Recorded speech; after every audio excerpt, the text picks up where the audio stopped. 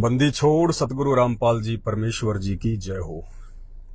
परम पिता परमात्मा, सारी सृष्टि के रचनहार, कुल मालिक, असंख्य ब्रह्मांडों के स्वामी, जगत गुरु, तीनों लोकों में प्रवेश करके सबका पालन पोषण करने वाले राजाधीराज, आत्माधार, नाथों के नाथ, देवों के देव महादेव, सर्वेश्वर, महेश्वर, मृत्युंजय, अजरो अमर, आदि अनादि, सनातनी प्रभु, जगत पिता जगदीश्वर, श्री श्री 1008 की उपाधि के वास्तविक अधिकारी, अकाल मूर्त, शब्द स्वरूपी राम, वासुदेव, सर्वगतम ब्रह्म, परम पूजे, प्रथम पूजे, परम संत, परम पुरुष, परम धनी, परम दयालु, सत्य कबीर, हक्का कबीर, अल्लाहु कबीर, अल्लाह ताला, जगत के तारणहार, जगत के मुक्तिदाता, जगत के जगन्नाथ, हारे के सहारे, हिंदुओं के राम, मुसलमानों के अल्लाह, सिखों के वाहिगुरु, ईसाइयों के मसीह, दया के सागर दयानिधि, करुणा के सागर करुणानिधि,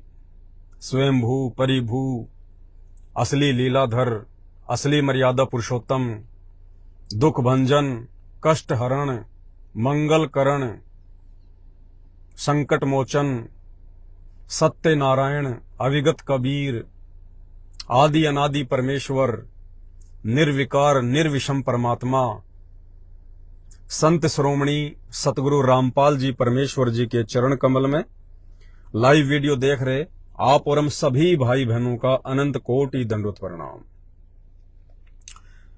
भाई और बहनों, आज के इस लाइव वीडियो में आपको दो बातें बताऊंगा। एक बात होगी जगत के लिए और एक बात होगी भगत के लिए।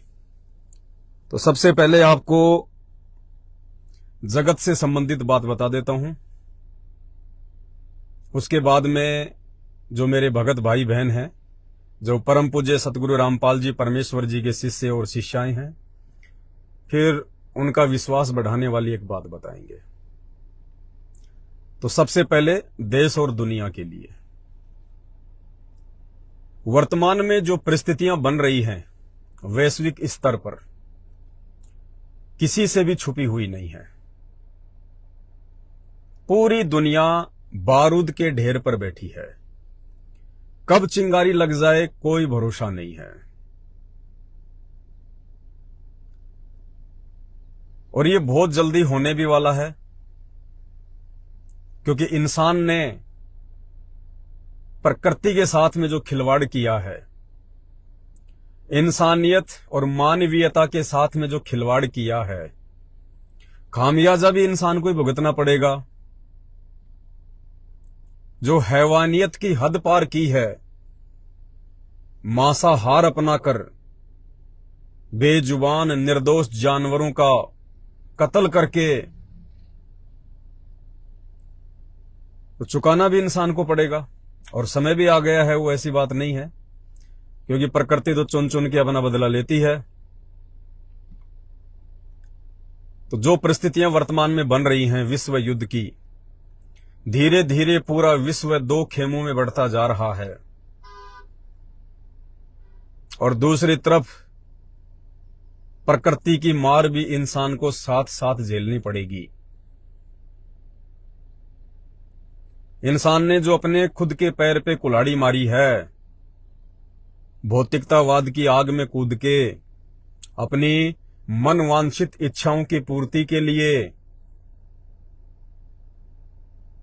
उसका खामियाजा तो इंसान को वैश्विक युद्ध के रूप में भुगतना ही भुगतना पड़ेगा। शुरुआत हो चुकी है, अब इंसान बचने वाला नहीं है।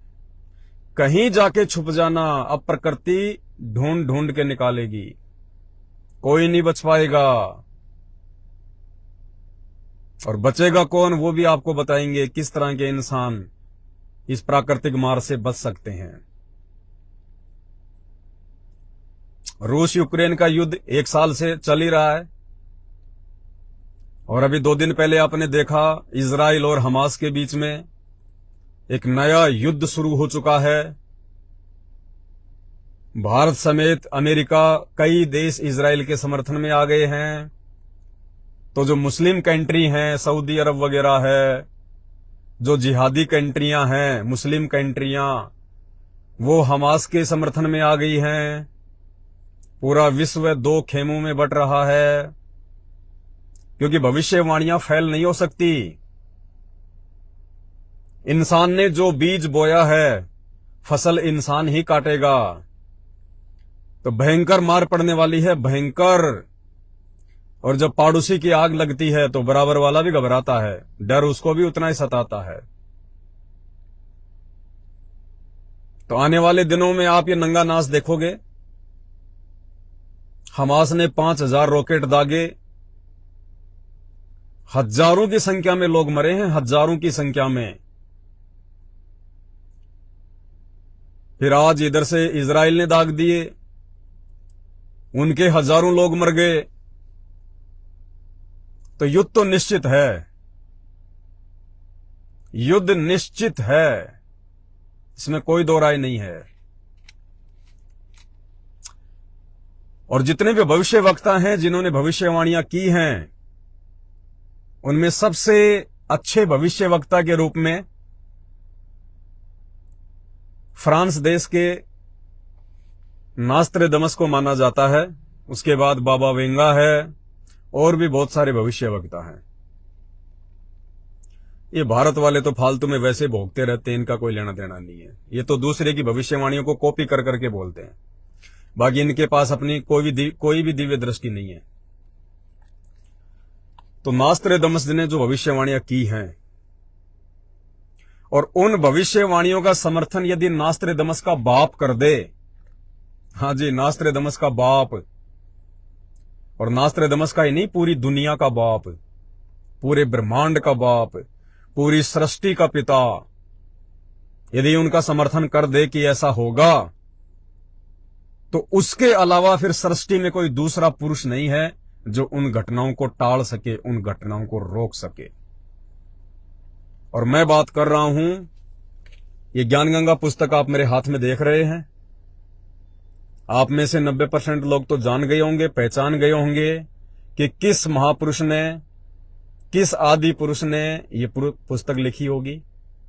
जी हां, परम पूज्य सतगुरु रामपाल जी भगवान, कल्कि भगवान, सत्यनारायण भगवान, समस्त देवी देवताओं व मानव जाति के भगवान सतगुरु रामपाल जी भगवान, जो 8 सितंबर 1951 से मानव रूप में लीला कर रहे हैं। यदि संत रामपाल जी किसी भविष्यवाणी का अपने इस अमर ग्रंथ ज्ञान गंगा में जिक्र कर दें, उसके बाद सृष्टि की ऐसी कोई शक्ति नहीं, ऐसी कोई ताकत नहीं, ऐसा कोई देव और महादेव नहीं जो उस घटना को घटित होने से टाल सके।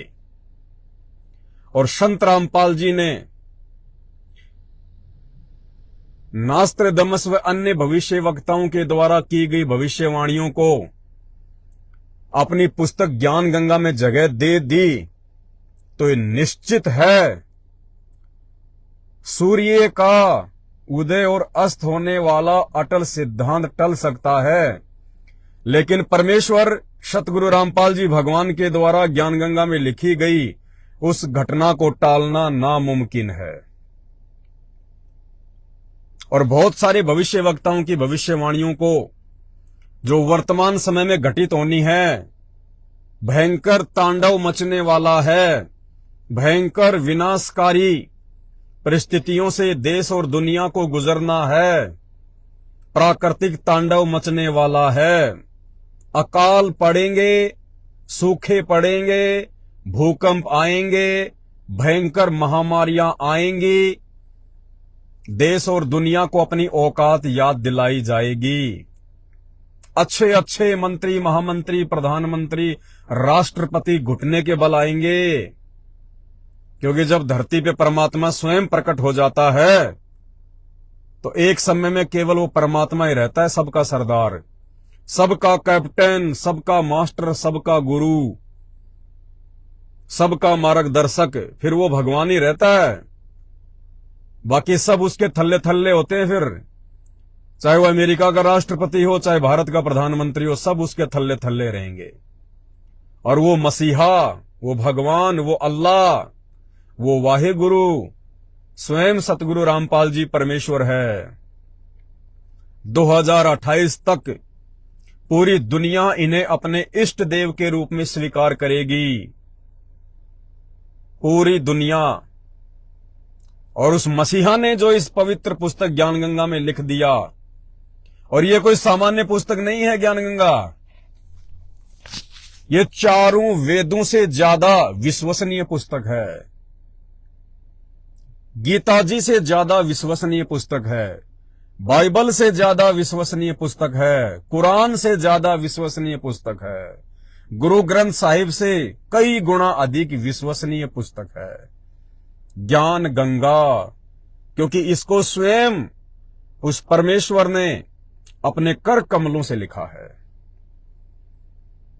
और उन्होंने किन किन भविष्य वक्ताओं की भविष्यवाणियों का अपनी इस पुस्तक में समावेश किया है, अगर आपके पास उपलब्ध है तो पेज नंबर 157 खोल के देख लीजिएगा।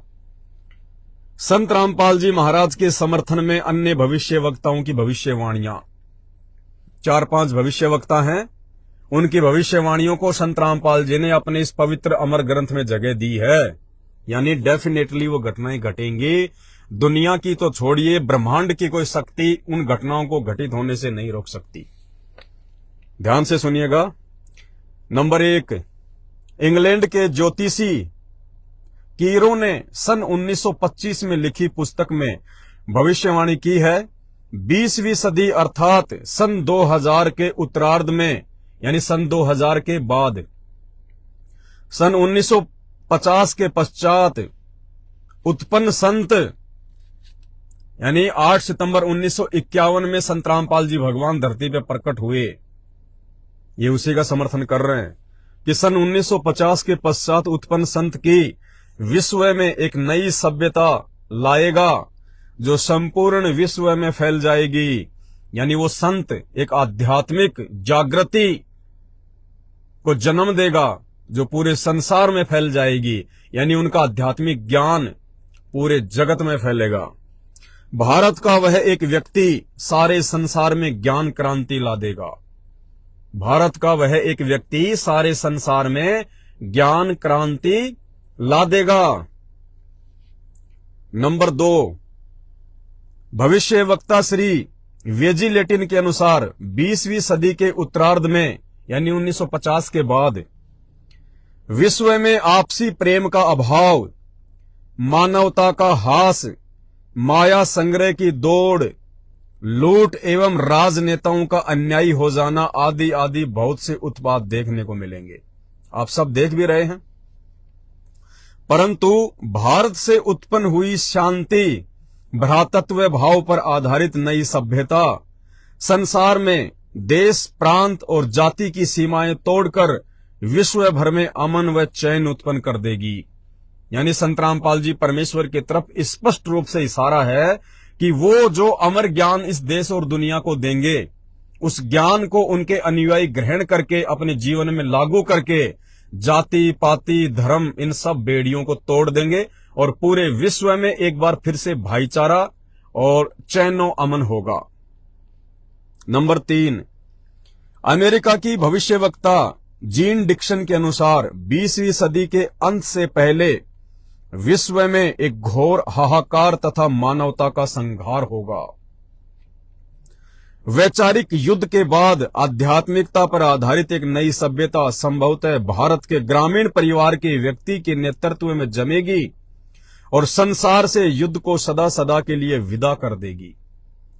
यानी जो भी प्राकृतिक आपदाएं आनी हैं 2028 से पहले पहले आ लेंगी, जो भी युद्ध होने हैं 2028 से पहले पहले हो लेंगे, जो भी घटनाएं घटित होनी हैं हो लेंगी। उसके बाद भारत का वह व्यक्ति, क्योंकि भविष्य वक्ता केवल इतना ही देख सकते हैं, इतना ही जान सकते हैं, तो ये परमेश्वर रामपाल जी को एक व्यक्ति के रूप में परिभाषित कर रहे हैं, क्योंकि इनको भगवान की परिभाषा का नहीं पता। जब आज ही लोगों को नहीं पता तो इनको बेचारे को कहां से मालूम हो जाएगा। इनको जितनी भगवान ने सद्बुद्धि दी उतना ये काम करते हैं। तो ये कह रहे हैं जो भी घटनाएं घटित होनी होंगी वो हो लेंगी। उसके बाद भारत का एक व्यक्ति जो आध्यात्मिक क्रांति लाएगा, जो पूरे विश्व में छाएगा, उसके बाद पूरे विश्व में शांति होगी, चैनो अमन होगा, और उसके बाद हजारों वर्षों तक युद्ध सदा सदा के लिए टल जाएंगे।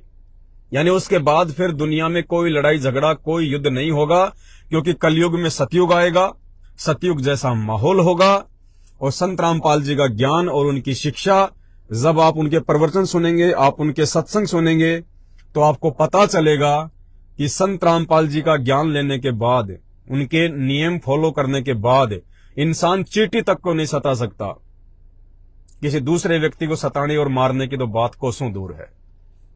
नंबर 4, अमेरिका के श्री एंडरसन के अनुसार 20वीं सदी के अंत से पहले या 21वीं सदी के प्रथम दशक में विश्व में सभ्यता का नंगा तांडव होगा। यानी जो वर्तमान समय चल रहा है ना, इसके लिए इशारा कर रहे हैं कि पूरे विश्व में सभ्यता का नंगा तांडव होगा। देख रहे हो ना आप, शहरों में, समुद्री इलाकों में, जो ये पर्यटक स्थल है, यहाँ पे कैसे बिकनी में लड़कियां घूम रही हैं, कोई शर्म नहीं, कोई लोकलाज नहीं, नंगी होके घूम रही है वहां पे, फैशन के नाम पे, सभ्यता के नाम पे।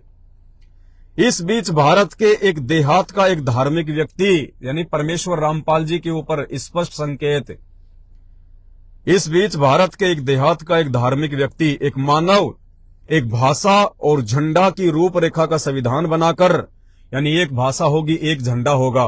भाषा का मतलब उनका ज्ञान, यानी पूरे विश्व में संत रामपाल जी का ही तत्व ज्ञान होगा। यहां पे भाषा का मतलब है उनका ज्ञान, तत्व ज्ञान पूरे विश्व में होगा।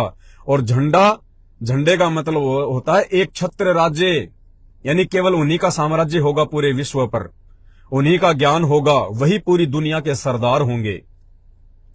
एक भाषा और झंडा की रूपरेखा का संविधान बनाकर संसार को सदाचार, उदारता, मानवीय सेवा एवं प्यार का सबक देगा। यह मसीहा सन 1999 तक विश्व में आगे आने वाले हजारों वर्षों के लिए धर्म व सुख शांति भर देगा। यानी वह मसीहा, वो परमात्मा, वो भगवान, वो अल्लाह आने वाले 1000 वर्ष के लिए पूरे विश्व में शांति और भाईचारे की भावना भर देगा। कलयुग में सतयुग जैसा माहौल पैदा कर देगा, अपनी शक्ति से, अपनी सामर्थ्य से, अपने ज्ञान से और अपने सदाचारी अनुयायियों के माध्यम से। नंबर 5, हॉलैंड के भविष्य दृष्टा श्री गेरार्ड क्राइसे के अनुसार 20वीं सदी के अंत से पहले या 21वीं सदी के प्रथम दशक में भयंकर युद्ध के कारण कई देशों का अस्तित्व ही मिट जाएगा। ये वर्तमान समय की भविष्यवाणी है।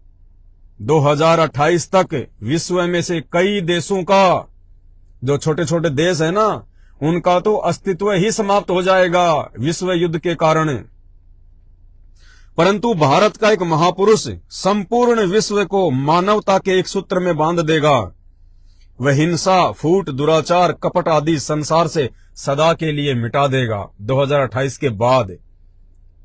और 2028 से पहले ये प्राकृतिक मार तो दुनिया को झेलनी है। विनाशक परिस्थितियों का सामना तो करना ही करना पड़ेगा, क्योंकि जो दुष्ट व्यक्ति होंगे, जो दुराचारी होंगे, जो अधार्मिक होंगे, पापी होंगे, जो नास्तिक टाइप के व्यक्ति होंगे, उनका तो खात्मा निश्चित है। नंबर 6, अमेरिका के भविष्य वक्ता श्री चार्ल्स क्लार्क के अनुसार 20वीं सदी के अंत से पहले एक देश विज्ञान की उन्नति में सब देशों को पछाड़ देगा, अमेरिका। परंतु भारत की प्रतिष्ठा विशेषकर इसके धर्म और दर्शन से होगी, जिसे पूरा विश्व अपना लेगा।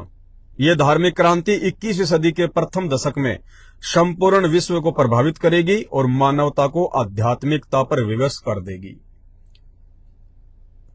यानी मसीहा सतगुरु रामपाल जी परमेश्वर जी का अमृत ज्ञान पूरे विश्व को सोचने समझने पर विवश कर देगा।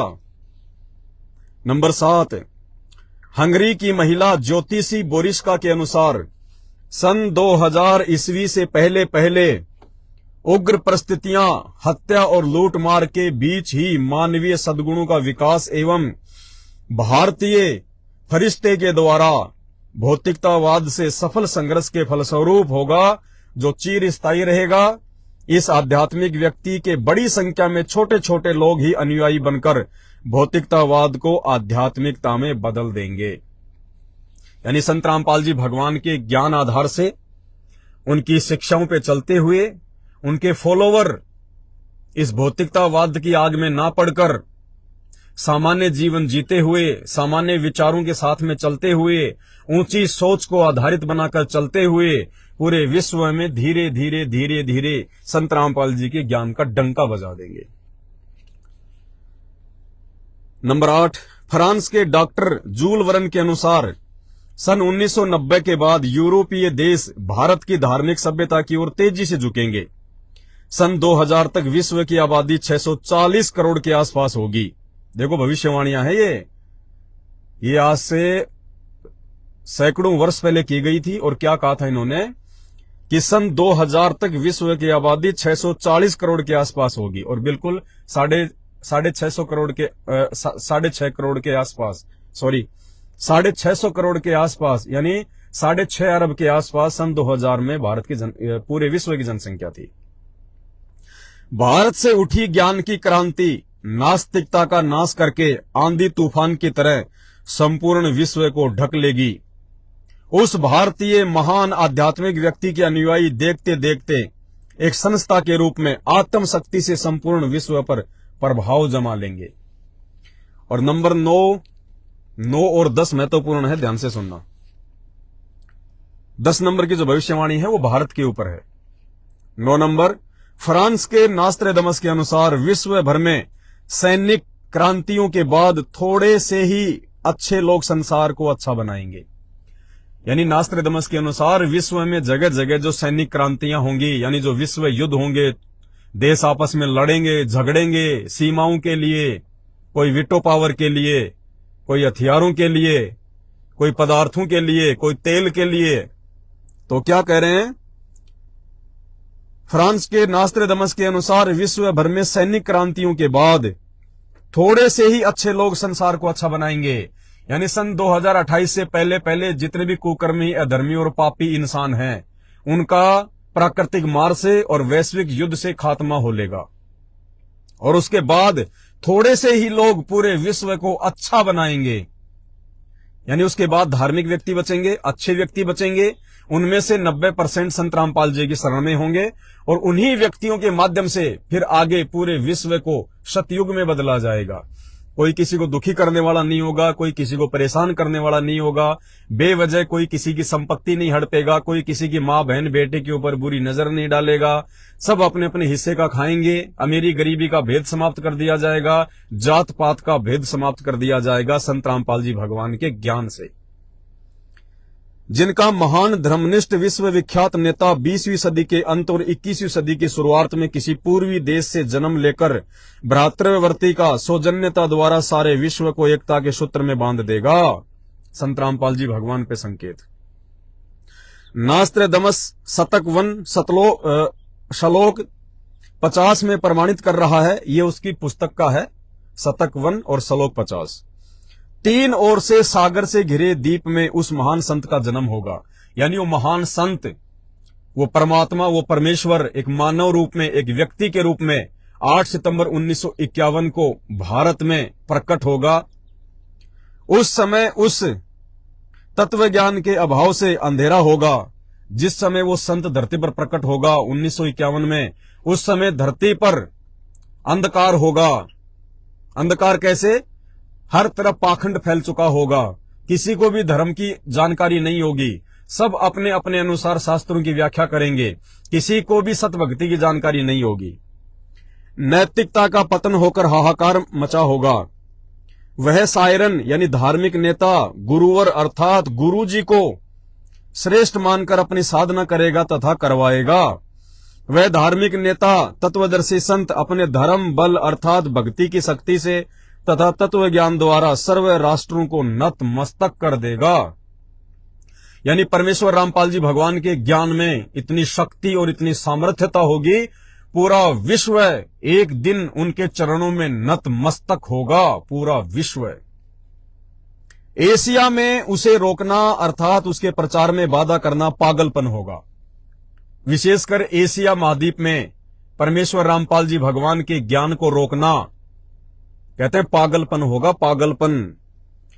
और अब देखिएगा नंबर 10, इजराइल के प्रोफेसर हरार के अनुसार, इजराइल के प्रोफेसर हरार की भविष्यवाणी को परमेश्वर रामपाल जी भगवान ने अपनी पुस्तक ज्ञानगंगा में जगह दी है। और इजराइल के प्रोफेसर हरार ने भारत के विषय में क्या भविष्यवाणी की है। अगर सतगुरु रामपाल जी भगवान ने इस भविष्यवाणी को ज्ञानगंगा में जगह दी है तो डेफिनेटली ये घटना घटेगी, कोई रोक नहीं सकता। ब्रह्मांड में ऐसी कोई शक्ति नहीं है। इजराइल के प्रोफेसर हरार के अनुसार भारत देश का एक दिव्य महापुरुष मानवतावादी विचारों से सन 2000 ईस्वी से पहले आध्यात्मिक क्रांति की जड़ें मजबूत कर लेगा। वह सारे विश्व को उनके विचार सुनने को बाध्य होना पड़ेगा। और फिर सुनिएगा, भारत के अधिकतर राज्यों में राष्ट्रपति शासन होगा। भारत के अधिकतर राज्यों में यानी 16 से अधिक राज्यों में आने वाले चंद समय में राष्ट्रपति शासन लागू होगा, इमरजेंसी लागू होगी, आर्मी शासन लागू होगा भारत में। इस भविष्यवाणी को कोई काट नहीं सकता पूरे ब्रह्मांड में, सिवाय सतगुरु रामपाल जी भगवान के अलावा। भारत के अधिकतर राज्यों में राष्ट्रपति शासन होगा। अब भाई साहब, ये 2024 के चुनाव से पहले भी हो सकता है, ये 2024 के चुनाव के बाद में भी हो सकता है, और ये डेफिनेटली होगा। जितना जल्दी हो सके संभल जाओ, सुधर जाओ। और जब राष्ट्रपति शासन लागू होता है और वो भी 16 से अधिक राज्यों में, खाने के लाले पड़ जाएंगे, खाने के लाले। घर से बाहर निकलना मुश्किल हो जाएगा, त्राही त्राही मचेगी। और ये घटित होके रहेगी घटना, ब्रह्मांड में कोई नहीं रोक सकता इसको, क्योंकि इस भविष्यवाणी को परमेश्वर रामपाल जी ने अपने अमर ग्रंथ विश्व की नंबर 1 पुस्तक ज्ञान गंगा में जगह दे दी। भारत के अधिकतर राज्यों में राष्ट्रपति शासन होगा, पर बाद में नेतृत्व धर्मनिष्ठ वीर लोगों पर होगा जो एक धार्मिक संगठन के आश्रित होंगे। इमरजेंसी तो लग जाएगी भारत में, राष्ट्रपति शासन भी लागू हो जाएगा, त्राई त्राई भी मचेगी, गृह युद्ध भी होगा, लेकिन उसकी समाप्ति कैसे होगी ये राजनेता नहीं कर पाएंगे, भारत के राजनेता नहीं कर पाएंगे। उसके बाद में उन परिस्थितियों को शांत वो करेंगे जो संत रामपाल जी के फॉलोवर होंगे, जो संत रामपाल जी के अनुयायी होंगे, जो उनके वचनों पर चल रहे होंगे। वही लोग उन परिस्थितियों में सुधार करेंगे। दूसरी कोई औकात, कोई शक्ति ब्रह्मांड में नहीं है जो भारत में लगने वाली, भारत में लागू होने वाले राष्ट्रपति शासन को, इमरजेंसी को फिर कोई समाप्त कर दे। क्योंकि परिस्थितियां इतनी भयंकर हो जाएंगी, इतनी डरावनी होंगी, इतनी भयानक होंगी, जो लोग राष्ट्रपति शासन लागू करेंगे वो भी छोड़ छाड़ के भाग जाएंगे। उसके बाद भारत में उन उग्र परिस्थितियों को संत रामपाल जी भगवान के भगत, संत रामपाल जी परमेश्वर जी के भगत शांत करेंगे, और कोई दूसरा नहीं होगा। बहुत भयंकर तबाही मचने वाली है। ये भविष्यवाणियां आज से 400 साल पहले, 500 साल पहले मनोरंजन के लिए नहीं लिखी गई, और परमेश्वर रामपाल जी ने जिन भविष्य वक्ताओं की भविष्यवाणियों को अपनी पुस्तक ज्ञान गंगा में जगह दे दी, इस ब्रह्मांड में ऐसी कोई शक्ति नहीं है। ब्रह्मा विष्णु महेश दुर्गा काल तो बहुत छोटी चीज है, ब्रह्मांड में ऐसी कोई शक्ति नहीं है जो इन घटनाओं को घटित होने से रोक सके। ये डेफिनेटली होगा। भारत के अधिकतर राज्यों में यानी 16 से अधिक राज्यों में राष्ट्रपति शासन लागू होगा बहुत जल्दी। वो चाहे 2024 के चुनाव से पहले हो जाए या फिर 24 के चुनाव के बाद में हो जाए। और ये सारी घटनाएं 2028 से पहले पहले घटित होनी है। 2028 के बाद तो संत रामपाल जी कल्कि भगवान के रूप में पूरी दुनिया के सामने होंगे। पूरी दुनिया को उनके चरणों में नतमस्तक होना पड़ेगा, उनके ज्ञान को स्वीकार करना पड़ेगा।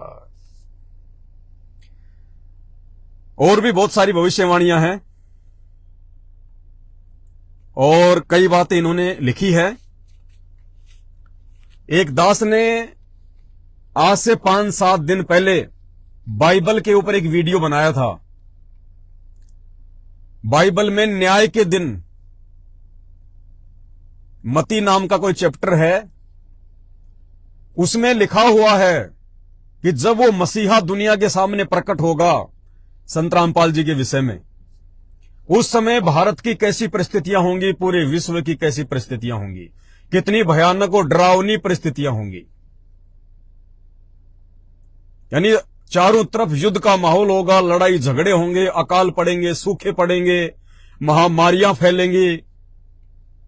गर्भवती औरत भी, यानी जिस औरत के गोद में बच्चा है छोटा, वो औरत उस बच्चे को फेंक के खुद अपनी जान बचाने को दौड़ेगी। ऐसी परिस्थितियां पैदा होंगी 28 से पहले पहले। जब ये परिस्थितियां पैदा होनी शुरू हो जाएं तो समझ लेना वो मसीहा, वो कल्कि भगवान संत रामपाल जी परमेश्वर अब पूरी दुनिया के सामने निकल के आने वाला है। और उसमें लिखा था फिर नीचे यीशु मसीह के द्वारा कि सूर्य का अस्त होना और उदय होना जो उसका अटल सिद्धांत है वो फैल हो सकता है, लेकिन मेरी बातें फैल नहीं हो सकती। ईसा मसीह की उसी बात का समर्थन संत रामपाल जी ने अपनी इस पुस्तक में किया है, ज्ञान गंगा में। यानी बाइबल की जो भविष्यवाणी मुझ पवनदास के द्वारा आज से 5-7 दिन पहले की गई थी भाई और बहनों, उसमें से सुई की नोक जितना भी इधर उधर नहीं होगा। वो भयंकर तांडव, भयंकर परिस्थितियां देश दुनिया में मचेंगी, ऐसा ही होगा। क्यों? क्योंकि बाइबल की उसी भविष्यवाणी का समर्थन जो मुझ पवनदास के द्वारा की गई थी बाइबल में से देख के, उस भविष्यवाणी का समर्थन संत रामपाल जी भगवान ने ईसा मसीह का नाम तक लिख के और वो चांद सूरज वाली बात भी लिख के जो उसी भविष्यवाणी में लिखी हुई है, संत रामपाल जी ने अपनी पुस्तक ज्ञान गंगा में जिक्र कर दिया। इसी पेज पर, पेज नंबर 159 क्या कहा है? जो महापुरुष हजारों कष्टों को सहन कर अपनी तपस्या पर सत्य पर अडिग रहता है, उसकी बात असत्य नहीं हो सकती।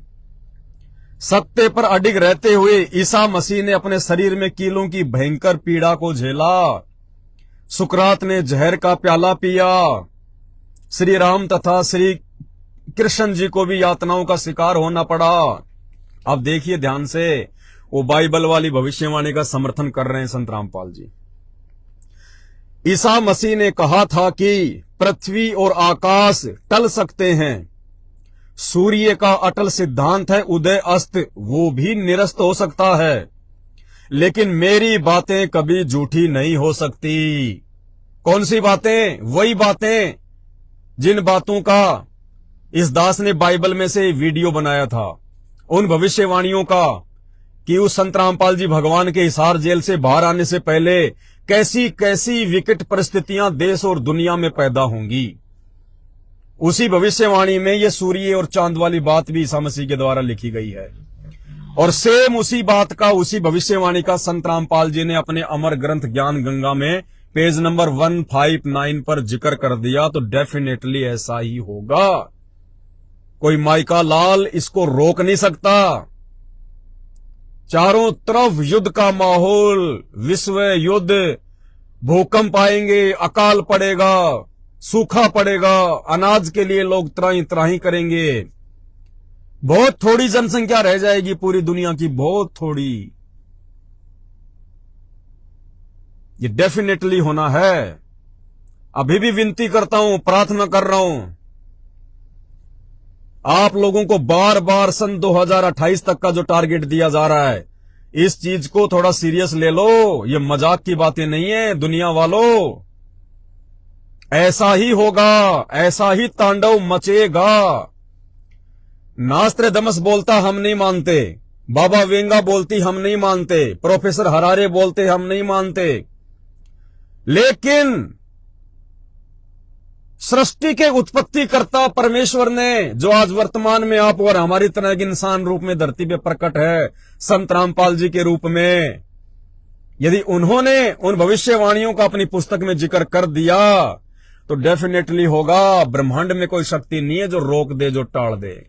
इसलिए कह रहा हूं 2028 से पहले पहले अगर बचना है, अपने परिवार को बचाना है, कलयुग में सतयुग का मुंह देखना है, तो संत रामपाल जी परमेश्वर जी के सत्संग सुनना शुरू कर दो। अपने घर पे सत्संग सुनना शुरू कर दो, उनके अनुसार अपना जीवन जीना शुरू कर दो, उनके वचनों पे चलना शुरू कर दो। क्योंकि ये संत रामपाल जी कोई सामान्य व्यक्ति नहीं है, सामान्य पुरुष नहीं है। इन्हें जेल में देखने की भूल मत करो। ये वही है जिसे ईसाई अपना मसीह कह रहे हैं। दुनिया जिसको कल की भगवान के नाम से यूट्यूब पे ढूंढ रही है, मुसलमान जिसकी मस्जिदों में नमाज अदा करते हैं अल्लाह, वाहे गुरु, सिख भाई गुरुद्वारों में जिसे वाहे गुरु के नाम से पुकारते हैं, वो वाहे गुरु धरती पे आज संत रामपाल जी के रूप में प्रकट है। हिंदू जिसे अपना भगवान कहते हैं, परमात्मा कहते हैं, परमेश्वर कहते हैं, वो संत रामपाल जी ही है। और 2028 तक मजबूरी में जो जो लोग बचेंगे सबको उस मसीहा के चरणों में नतमस्तक होना पड़ेगा। बड़े बड़े देश उनके चरणों में नतमस्तक होंगे। तुम्हारी विज्ञान भी फैल हो जाएगी, तुम्हारी एस्ट्रोलॉजी भी फैल हो जाएगी। केवल परमेश्वर रामपाल जी के वचन सफल सिद्ध होंगे, ये डेफिनेटली है। अगर आप अपने और अपने परिवार का बचाव चाहते हो, सुरक्षा चाहते हो, तो आज से पहले आपने संत रामपाल जी को जितने भी कुशब्द कुवचन अपनी इस गंदी जुबान से कहे हैं, कमेंट्स के माध्यम से या अपने मानसिक सोच के माध्यम से या अपनी गंदी जुबान से, उनसे क्षमा याचना मांग लो जहां भी रहते हो अपने घर पे, और सत्संग सुनना शुरू कर दो। वरना तुम्हारे द्वारा निकाले गए एक एक शब्द 2028 तक कांटे की तरह चुभेंगे तुम्हें, कांटे की तरह। धरती पे कोई शक्ति नहीं है, कोई देव महादेव नहीं है जो तुम्हें उन विकट परिस्थितियों से बचा ले। और दूसरी बात, ये तो जगत वालों के लिए था, समझ जाएंगे तो अपना बचाव करेंगे, नहीं तो भाई कमर तो टूटनी है, इसमें कोई दो राय नहीं है। आकार मचेगा, भयंकर परिस्थितियां प्रकट होंगी। ऐसे ये दुनिया संत रामपाल जी को परमेश्वर के रूप में स्वीकार नहीं करने वाली। ये डेफिनेटली होगा, कोई माई का लाल रोक नहीं सकता, कोई शक्ति नहीं रोक सकती। अरे विज्ञान ने तो वैसे ही दुनिया के विनाश का सामान तैयार किया है। आज जितने भी विश्व युद्ध होंगे ये विज्ञान की तो देन है। विज्ञान से कभी देश और दुनिया में शांति नहीं आ सकती, कभी भी, क्योंकि विज्ञान हमेशा विनाश का सामान तैयार करती है। आज एक देश दूसरे देश के ऊपर लट्टू की तरह फूटने को तैयार है। किस आधार से? परमाणु बम के आधार से, मिसाइलों के आधार से, लड़ाकू विमानों के आधार से, हाइड्रोजन बम के आधार से, मशीन गन के आधार से। क्योंकि विज्ञान ने हमेशा इंसान को लड़ाया है। विज्ञान ने हमेशा इंसान को पतन का रास्ता दिखाया है। विज्ञान ने पूरे विश्व के लिए विनाश का सामान तैयार कर दिया है। विज्ञान से कभी दुनिया में सुख शांति चैन व अमन नहीं आ सकता। विज्ञान तो खुद एक बारूद है। और अब जब ये विज्ञान फटेगी, ये बारूद जब फटेगा, तो देखना किस प्रकार से दुनिया की जनसंख्या घटेगी। और भविष्य मालिका के अनुसार पूरे विश्व की 70% आबादी का सत्यानाश होना है। 70% आबादी का, और डेफिनेटली होना भी है। संत रामपाल जी भी नहीं रोकेंगे, क्योंकि संत रामपाल जी चाहते हैं कि जो गंदगी है वो साफ हो जाए। मिट जाए, ताकि अच्छे लोगों के साथ में मैं इस कलयुग को सतयुग बनाऊं, दोबारा से यहां पे एक अच्छा समय लेके आऊं, तो डेफिनेटली होना है। अब देखना यह है कि समझदार कितने व्यक्ति होंगे जो उन विकट परिस्थितियों के पैदा होने से पहले पहले संत रामपाल जी के सत्संग सुनना शुरू कर देते हैं और अपने परिवार के बचाव का रास्ता ढूंढ लेते हैं। वरना भाई मौत सिर पर बैठी है, चाहे तुम किसी की पूजा कर रहे हो, किसी की धूपबत्ती अगरबत्ती स्वामणी पैदल यात्रा कावड़ कुछ भी, किसी भी देश का कोई भी व्यक्ति जो भी साधना कर रहा है, सब के सब काल पूजा है, काल पूजा। एकमात्र रक्षक पूरी दुनिया का यदि कोई है तो संत रामपाल जी है। तो ये तो जगत वालों के लिए एक चेतावनी थी। जो समझदार होगा वो तो इसको सीरियस ले लेगा और अपने आत्म कल्याण के लिए, अपने परिवार के बचाव के लिए संत रामपाल जी भगवान के प्रवचन सुनना शुरू कर देगा। और जो मूर्ख प्राणी है वो भाई अपनी कब्र खुद ही खोद लेगा और उल्टा सीधा बोल के। अब जो मेरे भगत भाई बहन हैं, जो परमेश्वर रामपाल जी भगवान के सत्संग व उनके ज्ञान आधार से उनके भगत हैं, उनके फॉलोवर हैं, जो परमात्मा को पहचान चुके हैं, जान चुके हैं, उनकी शरण में आके या संकल्प लेकर अपनी भक्ति कर रहे हैं, अपने मानव जीवन को सफलता की ओर लेके जा रहे हैं। अब उन सभी भगत भाई बहनों के लिए छोटा सा संदेशा। भाई और बहनों, आप सबको पता है 1-1.5 महीने पहले 8 सितंबर 2023 को हमारे परमपिता परमेश्वर सतगुरु रामपाल जी भगवान का प्रकट दिवस था। और प्रकट दिवस पर हमने उनके लिए एक बेड लगाया था, उनके विश्राम के लिए। हालांकि अब तो बहुत सारे घरों में लग चुके हैं, परमात्मा के बच्चे अपने परमात्मा को अपने घर पे विराजमान कर रहे हैं ज्ञान आधार से कि मोको कहां ढूंढे रे बंदे, मैं तो तेरे पास में। घटी हिम गंगा, घटी हिम जमुना, घटी हिम है जगदीश, सतगुरु तारेंगे। हम ना तो अपने गुरुदेव भगवान को जेल में देखते, ना हम अपने गुरुदेव भगवान को कहीं और देखते। हम अपने गुरुदेव भगवान को उनकी अमर वाणियों के अनुसार, उनके ज्ञान आधार से सदैव अपने हृदय में देखते हैं और अपने जो है घर में देखते हैं। जब भगत गुरु के वचनों पे चलता है तो गुरु साईं की तरह अपने भगत के साथ में रहता है। वो समर्थ परमात्मा है। तो 8 सितंबर को हमने परमेश्वर के लिए बेड लगाया और हम एक एसी भी लेके आए थे। हमने वो एसी भी लगाई, 2 टन की एसी लाए थे, 2 टन की हैवी एसी आती है। और यह भी आप सबको पता है कि 8 सितंबर से लेकर वर्तमान तक 24 घंटे एसी चलती है, 24 घंटे परमेश्वर की सेवा में। लाइट अगर कभी कभार 24 घंटे में 10-15 मिनट कट मार जाती है तो मात्र 10-15 मिनट ही एसी बंद होती है, अन्यथा एसी 24 घंटे चलती है। 2 टन की एसी है। अब आप कहोगे इसमें क्या आश्चर्य वाली बात है भाई, इसमें क्या विश्वास बढ़ाने वाली बात है? तो आप ध्यान से सुनिए। कहते हैं संगत माही कुसंगत उपजे, जैसे बन में बास, आप घिस घिस आग लगा ले करे बनखंड का भी नाश। कुछ एक मंदबुद्धि प्राणी, कुछ एक छोटी और घटिया सोच के प्राणी हर समय रहते हैं, वो आगे भी रहेंगे। जब संत रामपाल जी भगवान आश्रम में बैठ के ज्ञान दिया करते थे, उस समय भी कुछ 5-10 ऐसे घटिया छोटी सोच और मानसिकता वाले व्यक्ति उनके आसपास रहा करते थे। कल को संत रामपाल जी आ जाएंगे, फिर भी 1-2 तो ऐसा काल प्रेरित व्यक्ति रहता ही रहता है। ऐसे ही जब सात संगतियां शुरू हुई तो ज्यादातर आत्माएं तो अपने आत्म कल्याण के लिए सात संगतियों से जुड़ी, आज भी जुड़े हुए हैं लाखों की संख्या में, और अपने आत्मिक उद्धार के लिए निरंतर आगे बढ़ रहे हैं।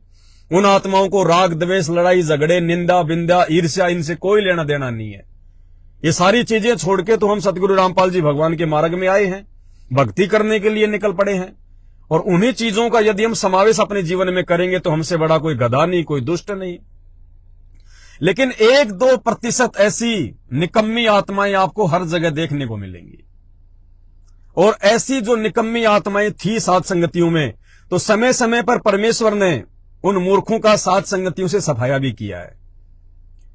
जैसे पिछले 8 वर्षों से साध संगतियां चल रही हैं और 8 वर्षों में 8 बार ये परीक्षाएं हो चुकी हैं। हर साल परमात्मा साध संगतियों से कूड़े करकट की, कचरे की छटनी करता है और 2 4 5 10 2 4 5 10 हर बार साध संगतियों से कूड़ा करकट बाहर निकलता है। 2022 के लास्ट में जब दास जेल चला गया था तो परमात्मा ने उस समय सबकी परीक्षा ली और जो गंदगी थी, जो कचरा था, जो राग द्वेष से भरे हुए थे, जो ईर्ष्यालु प्रवृत्ति के लोग थे, जिनका मकसद भक्ति और भगवान नहीं खाली मान बढ़ाई था, इज्जत पाना था, परमात्मा ने उन सब के लात मारी।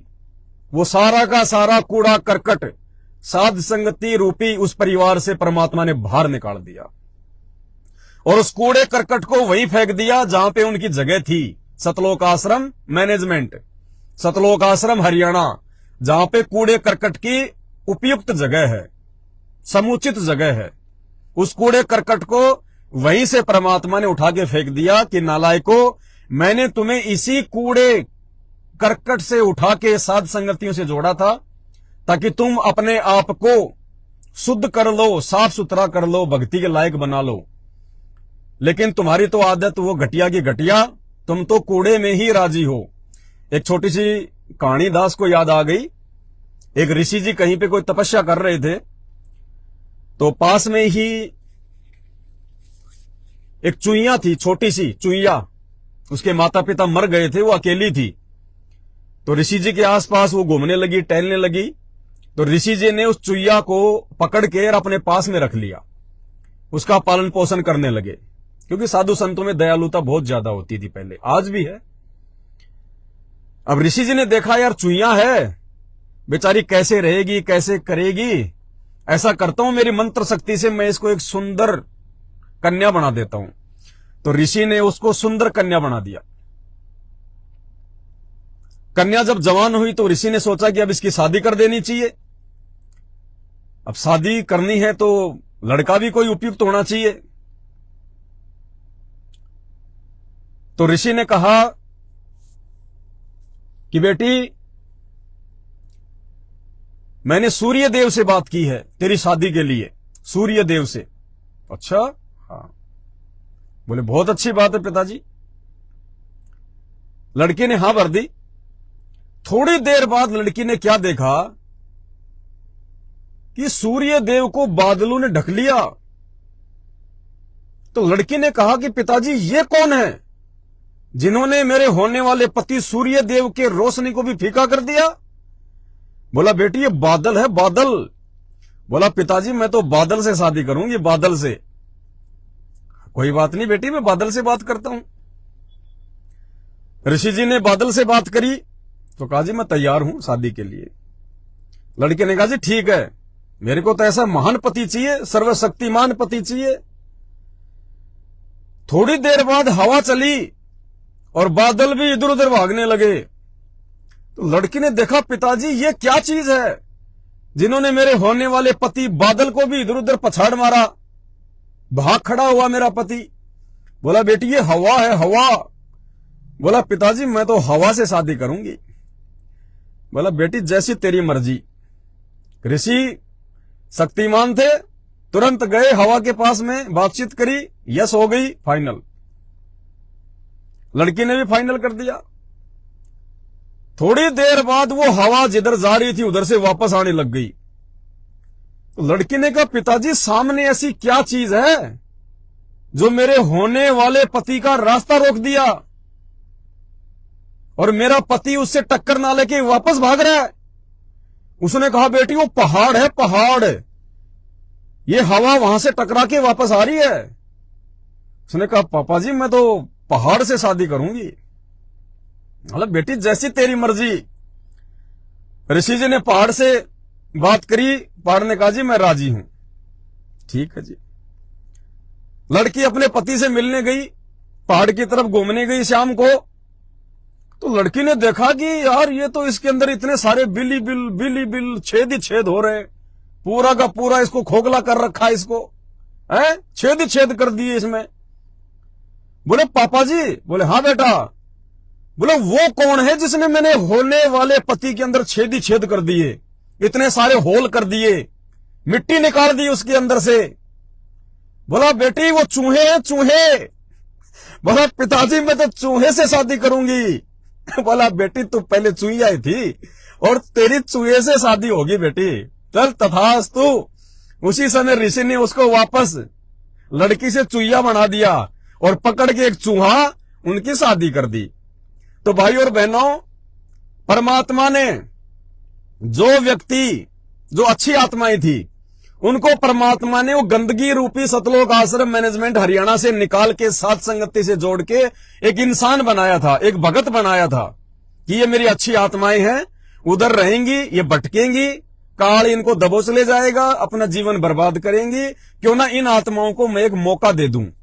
तो परमात्मा ने उन चूहों को एक मौका दिया था साथ संगति से जोड़ के। वो कचरा परमात्मा ने उधर से उठा के साथ संगति रूपी इस मशीन में लाके डाला था कि हो सकता है इसकी कोई अच्छी चीज बन जाए। लेकिन कचरा तो कचरा, कचरा कहां से बताओ अमृत बनने को तैयार हो जाएगा। तो वो कचरा जब नहीं अपने आप में उसने सुधार किया, तो परमात्मा ने वापस उस कचरे को सन 2022 के लास्ट में उठा के सैकड़ों की संख्या में वो कचरे को वापस उसी जो है वो कचरे में फेंक दिया सतलोक आश्रम मैनेजमेंट वाले आश्रमों में कि जाओ बेटा तुम्हारी जगह वो ही है। तो समय समय पे परमात्मा छटनी करता रहता है, आगे भी परमात्मा छटनी करता रहेगा। 8 साल से लोगों ने बहुत कोशिश कर ली सात संगतियों को तोड़ने की, मुझदास को तोड़ने की, लेकिन उनकी पार नहीं बसाई और ना बसाएगी, क्योंकि मुझ पवन दास को सारी सृष्टि के रचयिता सर्वशक्तिमान परमात्मा सतगुरु रामपाल जी भगवान ने अपना आशीर्वाद देके खड़ा किया है। इसलिए आम प्राणी के बस की बात नहीं है कि वो साध संगतियों को तोड़ दे या साध संगतियों में गंदगी फैला दे या साध संगति रूपी मिशन को रोक दे। नहीं, ये तो एंड तक चलेगी साध संगति, एंड तक, अंत तक, क्योंकि सतगुरु रामपाल जी भगवान का असली मार्ग, शुद्ध मार्ग और पवित्र मार्ग, जहां से आत्माएं सतलोक के लिए तैयार हो रही हैं, ये साध संगति ही है। इसको खत्म करना भाई नामुमकिन है, तुम खुद खत्म हो जाओगे खत्म करने के प्रयास में। तो 2 टन की एसी और 8 सितंबर से लगातार चल रही है, दिन रात चल रही है। अब मजे की बात क्या है, देखो परमात्मा कैसे साथ देता हमारा। तो कुछ एक साथ संगतियों में जो कचरा जो पैदा हो जाता है थोड़े थोड़े इक्के दुक्के, उन्होंने ये खुसर फुसर करना शुरू कर दिया था 1 महीने पहले, अभी 15-20 दिन पहले, कि पवन दास के घर में तो 24 घंटे एसी चलती है। 24 घंटे भाई एसी तो चलती है 24 घंटे, इसमें कोई दो राय नहीं है, लेकिन चलती है मेरे भगवान के लिए, मेरे गुरुदेव के लिए, मेरे परमात्मा के लिए। हम तो केवल उस एसी में थोड़ी बहुत देर रुकते हैं, या तो 5-10 मिनट सुबह शाम उनकी चरण सेवा करनी होती है, या फिर परमेश्वर को भोग लगाना होता है। बाकी मेरे परमात्मा ही विश्राम करते हैं, मेरे गुरुदेव भगवान ही विश्राम करते हैं, बिल्कुल 24 घंटे चलती है। भगतों के पैसों को बिल भर रहा है, भगतों का पैसा बर्बाद कर रहा है, सारा पैसा भगतों का है, 24 घंटे एसी चलाने की क्या जरूरत है। तो भाई देखो पवन दास की एक खासियत है, इसीलिए पवन दास आज तक जिंदा है। जिंदा मतलब कोई भी पवन दास को नीचे नहीं गिरा पाया, क्योंकि पवन दास किसी भगत को देख के नहीं चलता, ना पवन दास किसी भगत की बातों पे चलता है। चाहे कोई कैसा ही भगत हो, कितना ही भगत हो, अगर वो साथ संगति में आए तो बहुत अच्छी बात है, वो जाना चाहे तो जाए, नो प्रॉब्लम। पवन दास को कोई फर्क नहीं पड़ता। पवन दास किसी भगत की बातों को वैल्यू नहीं देता, पवन दास किसी भगत के विचारों के अनुसार नहीं चलता। पवन दास चलता है ज्ञान आधार से, मेरे परम पूज्य सतगुरु रामपाल जी भगवान के सत्संग के आधार से और उनकी सत्य प्रेरणा के आधार से। बाकी दास की ना किसी भगत से दोस्ती थी, ना है, ना रहेगी। सबका वेलकम है, सब भाई हैं, किसी से वैर भाव नहीं है। बाकी कोई इस साथ संगति में आके यदि कोई कैप्टन बनना चाहेगा, कोई सरदार बनना चाहेगा, तो भाई परमात्मा उस कचरे को समय समय पर बाहर का मुंह दिखाते भी रहते हैं और आगे भी दिखा देंगे। तो पवनदास अपने गुरुदेव के अनुसार चलता है, किसी भगत के अनुसार नहीं चलता, ना किसी भगत से डरता, ना लड़ता, ना झगड़ता। इसी कारण से परमात्मा ने दास को सात संगतियों में 8 साल से एक स्टैंड पे रखा है, एक स्टैंड पे। वरना इस संगत में कोई ऐसा नहीं है जिसने अपना स्टैंड चेंज ना किया हो। कभी उधर कभी इधर, बिना पैंदे के लौटे, कभी उधर तो कभी इधर। बहुत कम भाई बहन ऐसे हैं जो अभी तक सात संगतियों में शुरू से टिके हुए हैं।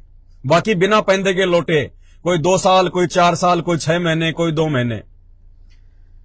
तो भाई और बहनों, जो भाई बहन ये कहते हैं कि भाई रात दिन एसी चलती है, इतना बिल आ रहा है, भक्तों का पैसा है, तो पहली बात तो उसकी छोटी सोच है, ये पैसा भक्तों का नहीं है ना जी। हम किसी भगत से पैसा नहीं लेते, ये पैसा भगवान का है, परमात्मा का। वो व्यवस्था करवाता है। और जो भगत ये कहता है कि मेरा पैसा है, वो सबसे घटिया और नीच इंसान। परमात्मा कहते हैं मैं करे सो मारिए, तू तो करे सो छूट बे, इस मार में होशियार बंदे गधा बने के बोक बे। जो ये कहता है कि मेरा पैसा है, कहते हैं वो तो गधा बनेगा अगले जन्म में। नालायक, तू कहां से, तेरी मां के पेट से लेके पैदा हुआ था क्या ये पैसा है? ये संपत्ति परमात्मा की है, ये माया है राम की, अपनी कहे सो गवार। जो अपना कहता है वो गवार है, गवार, ज्ञान नहीं है उसको।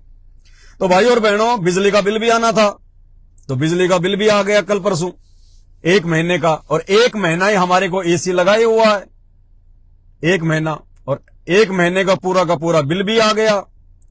अब परमात्मा ने देखो कैसे उन लोगों का मुंह जो है वो फिट्टा कर दिया, जो ये कहते थे कि 24 घंटे एसी चलती है, इतना पैसा कहां से आएगा, भक्तों का पैसा है। भाई और बहनों, दास के घर पे 2 तो है प्रिंटर, 2 लेमिनेशन मशीन, 4 पंखे, 1 कूलर, और रोज परमात्मा के कपड़ों के ऊपर जो है प्रेस होती है हाई पावर की, और फ्रिज है, यानी सारे इलेक्ट्रॉनिक आइटम है।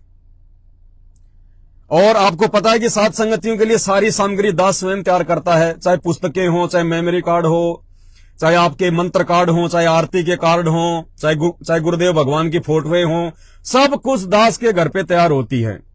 लाइट का बहुत ज्यादा जो है कंजप्शन होता है। 1 महीने पहले जब हमारे घर पर एसी नहीं लगी थी, 1 महीने पहले लाइट का बिल आया 3000 रुपए। कितना बिल आया? 3000 रुपए लाइट का बिल आया, जिसमें 2 प्रिंटर, 4 पंखे, 1 कूलर, प्रेस और भी जो आइटम है वो 3000 रुपए का बिल आया। और एसी लगने के बाद 1 महीने तक एसी चलिए 2 टन की, दिन रात 24 घंटे।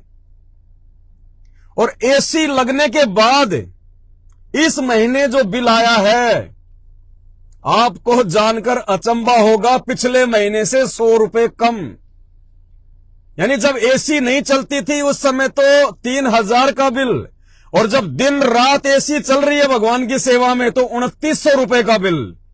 बंदी छोड़, सतगुरु रामपाल जी भगवान की जय हो। कोई मीटर हेरा फेरी नहीं, हम तो किराए के मकान में रहते, हम तो हाथ ही नहीं लगाते मीटरों के। ये परमेश्वर है धरती पे। ये एसी पवनदास ने अपनी सेवा के लिए नहीं लगाई, अपने सुख के लिए नहीं लगाई, ये परमेश्वर की सेवा में थी। और दास ने ये सोच रखा था कि कम से कम इतनी सारी लाइट घर में यूज होती है और साथ में 2 टन की एसी 24 घंटे चल रही है, 15 से 20 हजार के बीच में तो बिल आएगा कम से कम। लेकिन भाइयों, पिछले महीने से भी 100 रुपए कम। यह चमत्कार है परमेश्वर का। विश्वास बढ़ाता है परमात्मा अपने बच्चों का कि दुनिया की बातों पे ना जाना, भक्तों की बातों पे ना जाना। परमात्मा कहते हैं, कल पे कारण कौन है, तू कर सेवा निष्काम, मन इच्छा फल देऊंगा जब पड़ेगा मेरे से काम। ये चमत्कार है परमेश्वर रामपाल जी भगवान का। ये तो वैसे कुछ भी नहीं है, छोटी सी चीज है। ये तो ऊंट के मुंह में जीरे के बराबर भी नहीं है परमेश्वर के लिए। सतगुरु जो चावे सो कर ही, भरम पड़ो मत कोई, और सेऊ धड़ पर शीश चढ़ावे, पाछे करे रसोई। सतगुरु जो चावे सो कर ही 14 कोटि दूत यम डर ही, ऊत भूत जम त्रास निवारे, चित्रगुप्त के कागज फाड़े। और परमात्मा ने लाइट वालों के बिल फाड़ दिए। अरे जो परमात्मा चित्रगुप्त के कागज फाड़ सकता है वो यहां के नहीं फाड़ सकता क्या? कुछ भी कर सकता है परमात्मा। तो परमात्मा अपने बच्चों का विश्वास बढ़ाता है कि तू अपनी सेवाओं पे ध्यान दे, अपनी भक्ति पे ध्यान दे। दुनिया में और उन अध कच्चे भक्तों में कोई अंतर नहीं है जो अभी तक अपने गुरुदेव को नहीं समझ पाए, उनके ज्ञान को नहीं समझ पाए। वो कचरा है, कूड़ा करकट है, और वो इसी प्रकार अपनी छोटी सोच और अपनी घटिया मानसिकता के चलते धीरे धीरे इस परमात्मा से भी दूर हो जाएंगे। वो कचरा है, कचरे की आवश्यकता नहीं है परमात्मा को। और जिनको विश्वास अपने गुरुदेव भगवान पे, उनके साथ फिर परमात्मा ऐसी अनहोनी किया करता है, ऐसी अनहोनी।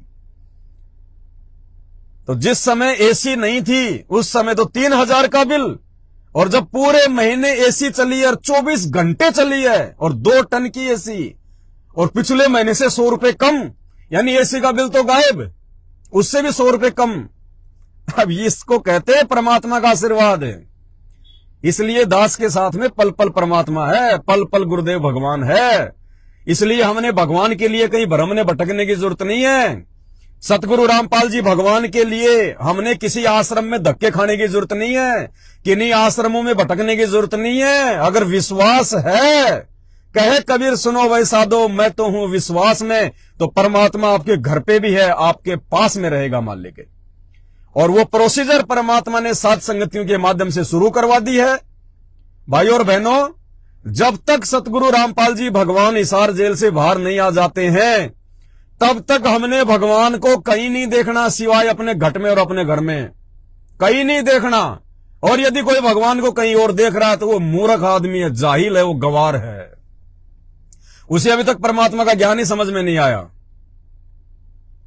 साए की तरह साथ रहता है परमात्मा अपने मर्यादित भक्तों के साथ में, साए की तरह। जो बच्चा गऊ की नजर में यूं साई को संत, और भक्तों के पीछे फिरे वो भगत वत्सल भगवंत। और वो मूर्ख जो उन आश्रमों में गुरुदेव के कलयुगी परिवार के पीछे पीछे घूम रहे। अरे भगवान तो कह रहा कि तू मेरे वचनों पे चल, मेरी मर्यादाओं पे चल, मेरी बातों पे टिक, मेरे पे विश्वास करके देख, मैं गाय की तरह तेरे पीछे पीछे, गाय की तरह तेरे पीछे पीछे डोलूंगा। और मूर्ख भगत उनके परिवार के पीछे भाग रहे, खागड़ की तरह उनके परिवार के पीछे भाग रहे, झोटी की तरह। उल्टा उल्टा कनेक्शन हो रहा है। तो 24 घंटे परमात्मा साथ में है भाई, और अपने प्रत्येक उस सत्सेवक बच्चे के साथ में है जिसने गुरु को भगवान मान लिया, और गुरु को जिसने अपने घर पर विराजमान कर लिया। जो अपने गुरु जी को ना जेल में देखता है, ना किसी आश्रम में देखता है। ठीक है, शारीरिक रूप से परमात्मा जहां बैठे वहां बैठे, नो ऑब्जेक्शन। वो परमात्मा तो इस समय परमात्मा ना जाने सृष्टि में कहां कहां कितने रूप बना के अपने बच्चों को ज्ञान दे रहा है। वर्तमान समय में वो परमात्मा सतलोक में भी बैठा हुआ है, सत्य पुरुष के रूप में। अगम लोक में अगम पुरुष के रूप में भी बैठा हुआ है सतगुरु रामपाल जी भगवान। अलख लोक में अलग पुरुष के रूप में भी बैठा हुआ है परमात्मा। वो परमात्मा दूसरे ब्रह्मांडों में भी ज्ञान प्रचार कर रहा है। वर्तमान में वो परमात्मा दूसरे लोकों में भी अपने भक्तों के पास, अपने बच्चों के पास में जो कभी उनसे बिछुड़ गए थे, उनको जा जाके संभाल रहा है। वो परमात्मा वर्तमान में ना जाने अपने सैकड़ों भक्तों का किसी न किसी रूप में कोई साथ दे रहा है। वर्तमान में एक रूप में वो जेल में भी बैठा हुआ है, एक रूप में अपने सभी सत्सेवक बच्चों के घरों पे भी है परमात्मा, और एक रूप में परमात्मा पृथ्वी पे जितने भी जीव हैं सबके घट में बैठा है परमात्मा। आत्म रूप सबके घट में बैठा है परमात्मा। ये ना सोचना कि खाली जेल में बैठे हैं गुरुजी, उस गुरुजी के अनंत रूप है। अनंत अनंत कोटि कलाओं का परमात्मा है ये, अनंत कोटि कलाओं का परमात्मा है। तो भाई और बहनों, जिन चंद लोगों ने संत रामपाल जी की आड़ में, जैसे उनके परिवार वाले और ये कोऑर्डिनेटर, इन्होंने जो धर्म को धंधा बना रखा है, बेचारी भोली भोली आत्माओं को मूर्ख बना के, हमने उनके पीछे नहीं जाना, उनके पीछे नहीं डूबना। ये पिछली पीढ़ी का समय है। भगवान ने इतना ठोक के ज्ञान और शिक्षा इसीलिए दी है, किसी के झांसे में नहीं आना। अगर परमात्मा मान लिया अपने गुरु को, तो परमात्मा का कोई बेटा बेटी नहीं होता, परमात्मा की कोई पत्नी नहीं होती, कोई भाई नहीं होता, कोई परिवार नहीं, कोई रिश्तेदार नहीं। परमात्मा का अपना वो है जो उनके वचनों पे चलता है, जो उनके ज्ञान को आधार बना के चलता है, जो गुरु को भगवान मानता है, वो है परमात्मा का असली। और आने वाले समय में बहुत बड़ा धोखा खाएगी ये संगत जो आज उनके परिवार के पीछे अंधी होकर चल रही है। आप देख लेना 2028 से पहले पहले सारे आश्रमों के ताले लग जाएंगे, इन समस्त आश्रमों के ताले लग जाएंगे, क्योंकि जो घटियापन सतलोक आश्रम मैनेजमेंट हरियाणा ने दिखाया है वो तो जगत वाले भी नहीं दिखाते। हमारी जहां भी सात संगतियां होती हैं ये गुंडे पहुंच जाते हैं वहां पे। अरे नालायको, तुम भगत हो, तुम राक्षस हो, अरे हम सात संगतियों में कोई आसाराम के गुणगान थोड़ी करते हैं। अरे तुम्हारे गुरुजी संत रामपाल जी भगवान की जय जयकार करते हैं, उन्हीं को भोग लगाते हैं, उन्हीं की महिमा करते हैं, उन्हीं के शब्द गाते हैं, और तुम राक्षस स्वभाव को धारण किए हुए मनुष्य में नीच मूड, तुम अपने गुरुजी की पूजा भी नहीं करने देते। तुमसे बड़ा राक्षस और कौन होगा धरती पे? तुमसे बड़ा अज्ञानी और कौन होगा धरती पे? अभी बंगाल में 3 दिन की सात संगति 7, 8, 9, बंगाल में 3 दिन की सात संगति 7, 8, 9, वहां पे ये लोग, जैसे इन लोगों को पता चला, वहां का एमएलए ले लिया, वहां का एमपी ले लिया और पुलिस प्रशासन को साथ में ले लिया। पुलिस वालों ने दारू पी रखी और सात संगति से एक दिन पहले आके उस भगत को डरा दिया, धमका दिया कि यहां पे सात संगति नहीं होनी चाहिए, वरना हमारे से बुरा कोई नहीं होगा, क्योंकि पैसे दे दा के सेट कर लिया प्रशासन। ये तो राक्षस हैं, इनको कोई फर्क तो पड़ता नहीं, गुरुजी के वचनों पे चलते नहीं। 10, 20, 50 हजार रुपए दे के इन्होंने पुलिस प्रशासन को और वहां पे कैंसिल करवा दिया। तो भाई परमात्मा के काम तो रुका नहीं करते। वहां से 100 किलोमीटर दूर परमात्मा के बच्चों ने दूसरी जगह ले ली, एक हॉल ले लिया। पहले वाले हॉल में एसी नहीं थी, दूसरे हॉल में एसियां लगी हुई हैं, बढ़िया सेटअप है, और आज तीसरा दिन है, लगातार सात संगति चल रही है। वहीं बंगाल में 100 किलोमीटर दूर अब ले आओ तुम्हारा एमएलए, तुम्हारा एमपी, तुम्हारा विधायक, तुम्हारी पुलिस प्रशासन, कुछ नहीं उखाड़ पा रहे। आज तीसरा दिन है, लास्ट दिन है, 3 दिन हो गए भगवान को भोग लगते हुए, और खूब छिक्के परमात्मा की वहां पे गुणगान कर रहे हैं, परमात्मा की वहां पे चर्चा कर रहे हैं और वीडियो बना रहे हैं। आज शाम से वीडियो पढ़ना शुरू हो जाएंगे बंगाल सात संगति के। तो भाई तुम काल के हो भाई, तुम डाल तो परमात्मा के बत्ते, तो परमात्मा के बच्चे पात पात। हमारे साथ में गुरुजी है, तुम्हारे साथ में काल तुम्हारे ये कर्म फुड़वा रहा है, ये कर्म फुड़वा रहा है तुम्हारे काल। आने वाले समय में जब काल तुम्हारी बुद्धि से हटेगा ना, तब तुम्हारी आंखों से आंसू नहीं सूखेंगे। ये मूर्ख इंसानों, तुम किसका विरोध कर रहे थे? तुम किन सात संगतियों का विरोध कर रहे थे? भगवान की असली मिशन का, भगवान के सत्य मिशन का। अरे ये सतलोक आश्रम के जो आश्रम बने हुए हैं, जो गुरुजी का परिवार है, ये सत्य मिशन नहीं चला रहा, ये तो धंधा मिशन चला रहा है। धंधा कर रहे हैं ये लोग। असली मिशन सतगुरु रामपाल जी भगवान का केवल सात संगतियों के माध्यम से चल रहा है। और दास पहले भी कहता है और दास आज भी कह रहा है, यही सत्य होगा जो परमात्मा दास से कहलवाते हैं। साध संगतियों से ही भगत सतलोक जाएगा, दूसरा धरती पे कोई तरीका नहीं है, धरती पे दूसरा कोई ट्रेनिंग सेंटर नहीं है। साध संगति से ही आप एक भगत बन सकते हो, नेक, सच्चे, मर्यादित, दूसरी धरती पे कोई जगह नहीं है। और साध संगति से ही परमात्मा अपने बच्चों को सतलोक लेके जाएगा। और वो आत्मा, उनका सौभाग्य जिनको परमात्मा ने सात संगतियों से जोड़ दिया, और जो सात संगति रूपी मिशन को समझ चुकी हैं, जान चुकी हैं, पहचान चुकी हैं, और निरंतर परमेश्वर के ज्ञान को आधार बना के और आगे बढ़ रही हैं। बाकी रोग है यहाँ पे, जगत वालों से बुरी दुर्दशा संत रामपाल जी के भक्तों की होगी। 2028 से पहले जगत वालों से भी बुरी दुर्दशा संत रामपाल जी के उन 90% भक्तों की होगी जो राक्षस स्वभाव को धारण किए हुए हैं, जो सात संगतियों का विरोध करते हैं, जो बड़े बड़े स्टेडियम बनवा रहे हैं दुनिया के लिए, बैडमिंटन स्टेडियम बनवा रहे हैं। डट जाओ, रुक जाओ, ये काल तुम्हारा बनाएगा चिड़ी बल्ला। जो तुमने परमात्मा की ज्ञान को जो तोड़ मरोड़ के और जो तुमने फेंक दिया ना जगत वालों को प्रसन्न करने के लिए, अपने आश्रम चलाने के लिए, धनाना गांव वालों को खुश करने के लिए, जो तुमने परमेश्वर के ज्ञान विरुद्ध चलकर, परमेश्वर के विरुद्ध चलकर जो तुमने वहां पे एम्बुलेंस चला दी, जो तुमने वहां पे बसें चला दी फ्री, जो तुमने वहां बैडमिंटन के स्टेडियम बना दिए, राजनेताओं का आश्रम में समावेश कर दिया, भक्ति में तुमने अज्ञानता फैला दी है, आश्रमों के अंदर तुमने मेडिकल चेकअप शुरू कर दिए, आंखों का शिविर लगा दिया, दांतों का शिविर लगा दिया, तुमने आश्रमों को हॉस्पिटल बना दिया। तुम जिन जिन लोगों ने सहयोग किया है, परमात्मा देख लेना आने वाले समय में 28 से पहले पहले उन भक्तों के घरों को हॉस्पिटल बना देगा, उनके घरों को हॉस्पिटल, इनको हॉस्पिटल में एडमिट होना पड़ेगा। इतने कर्म बिगाड़ दिए इन लोगों ने परमात्मा के ज्ञान को तोड़ मरोड़ के। और बहुत विशेष दया, एक विशेष मेहर सतगुरु रामपाल जी भगवान की, जिन्होंने हम जैसे नीचों को ना जाने कौन से जन्म जन्मांतरों की हमारे कोई अच्छे कर्म, कोई अच्छी भक्ति सेवा रही होगी, जो परमेश्वर ने हाथ पकड़कर हमारे को उस गंदगी के ढेर से दूर कर दिया, उस मैनेजमेंट से दूर कर दिया, और परमात्मा ने एक निर्मल मार्ग से जोड़ दिया, साध संगति से जोड़ दिया।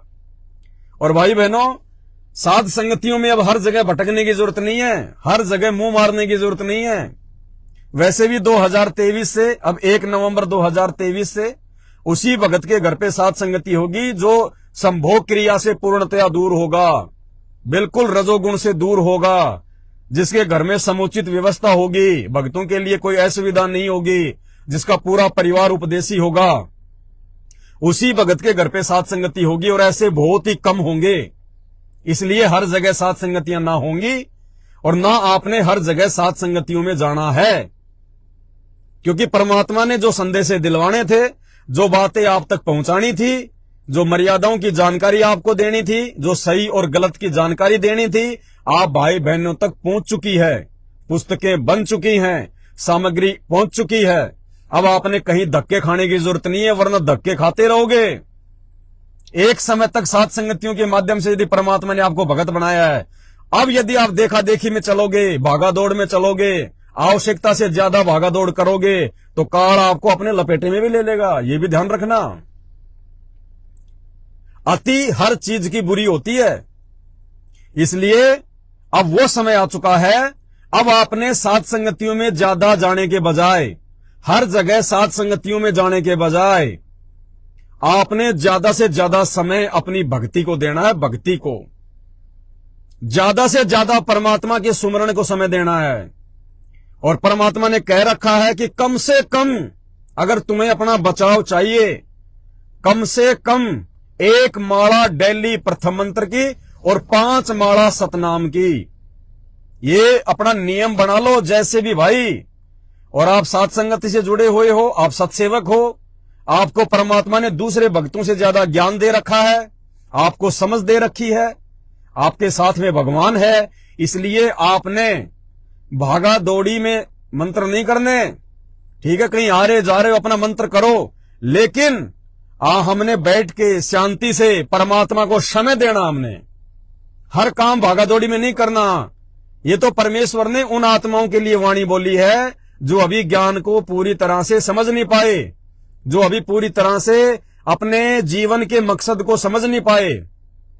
ये तो उनके लिए परमेश्वर ने कहा है कि नाम उठत नाम बैठत नाम सोवत जागबे, नाम खाते नाम पीते नाम से तिलागबे, कि जैसे तैसे तुम नाम पे लगे रहो। लेकिन अब साध संगति से जुड़ने के बाद में हम भाई बहनों को बैठ के मंत्र करने पड़ेंगे, विधि से मंत्र करने पड़ेंगे, बैठ के माला करनी पड़ेगी। कभी कभार ठीक है, इमरजेंसी, ये बात अलग है, अन्यथा भाई समय देना पड़ेगा परमात्मा की भक्ति को, तब बात बनेगी। क्योंकि भक्ति से ही सब कुछ होगा, भक्ति से ही गुरुजी प्रसन्न होगा, भक्ति से ही हमारा काम बनेगा, भक्ति से ही हमारा बचाव होगा, क्योंकि भक्ति से ही गुरु अपना आशीर्वाद बना के रखेगा। तो हर जगह साध संगतियों में धक्के नहीं खाने हैं, हर जगह हमने नहीं भ्रमणा, नहीं भटकना, वरना ये काल आपस में मनमुटाव पैदा करेगा। ध्यान रखना, ध्यान रखना। अब अगर हर जगह साध संगतियों में जाओगे, दौड़ोगे, भागोगे, क्योंकि इस समय हम किसी का कुछ नहीं कह सकते कौन मर्यादा में है। जब तक गुरुजी जेल से बाहर नहीं आ जाते तब तक हम सब की परीक्षा है। हम सब ने बहुत सोच समझ के चलना है, फूक फूक के कदम रखना है। कौन भगत मर्यादा में है, कौन भगत मर्यादा में नहीं है, किसी को नहीं पता। कौन अंदर से भगत है, कौन बाहर से भगत बनने का दिखावा कर रहा है। इसलिए आवश्यकता से ज्यादा किसी से मेल मिलाप नहीं, किसी से मेल जोल नहीं, किसी के पास आना जाना नहीं। आपको जो भी मटेरियल देना था परमात्मा ने दे दिया, जो भी ज्ञान और समझ देनी थी साध संगतियों के माध्यम से दे दी है। बचने बचाने की जानकारी मिल गई आपको, अच्छे बुरे कर्म कुकर्म की जानकारी मिल गई, भगवान के सत्संग आप सबके घर पे हैं, आपके मोबाइल में है, जानकारी आप सबके पास में है, शंका समाधान की पुस्तक आपके पास में है। अब आपने ज्यादा ज्यादा समय परमात्मा की भक्ति को देना है, मालिक के मंत्र सुमरण को देना है, समय पे अपनी आरतियां करनी है, हमने विधिवत आरतियां करनी है। इन मैनेजमेंट वालों की तरह तगारियां उठाते उठाते नित्य नियम नहीं करना, जो है गटर में बैठ के हमने रमेणी नहीं करनी, मोटरसाइकिल पे आते जाते हमने संध्या आरती नहीं करनी, खाना बनाते बनाते आरती नहीं करनी। अरे वो तो उन लोगों के लिए है जो लोग नए नए भक्ति से जुड़ते हैं और जिनको ज्ञान नहीं होता। वो चाहे अपना झाड़ू निकालते करो, चाहे खाना बनाते बनाते करो, वो उनका शुरुआती समय होता है। लेकिन आप और हमें परमात्मा ने भक्ति की उस ऊंची से ऊंची सीढ़ी पे बैठा दिया, साध संगति पे। अब हमने हर क्रिया को विधिवत करना पड़ेगा, विधिवत और मर्यादा में रहकर करना पड़ेगा। नहीं तो अगर साध संगति से नीचे गिर गए, ये लास्ट सीढ़ी है, लास्ट सीढ़ी 99 वाली।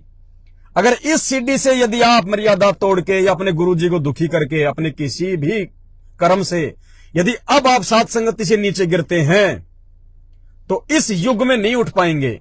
जितने भी लोग साध संगति से टूट के जो गए हैं मैनेजमेंट में, भाई और बहनों डेफिनेटली नोट कर लेना, इस कलयुग में उनका मोक्ष नहीं है।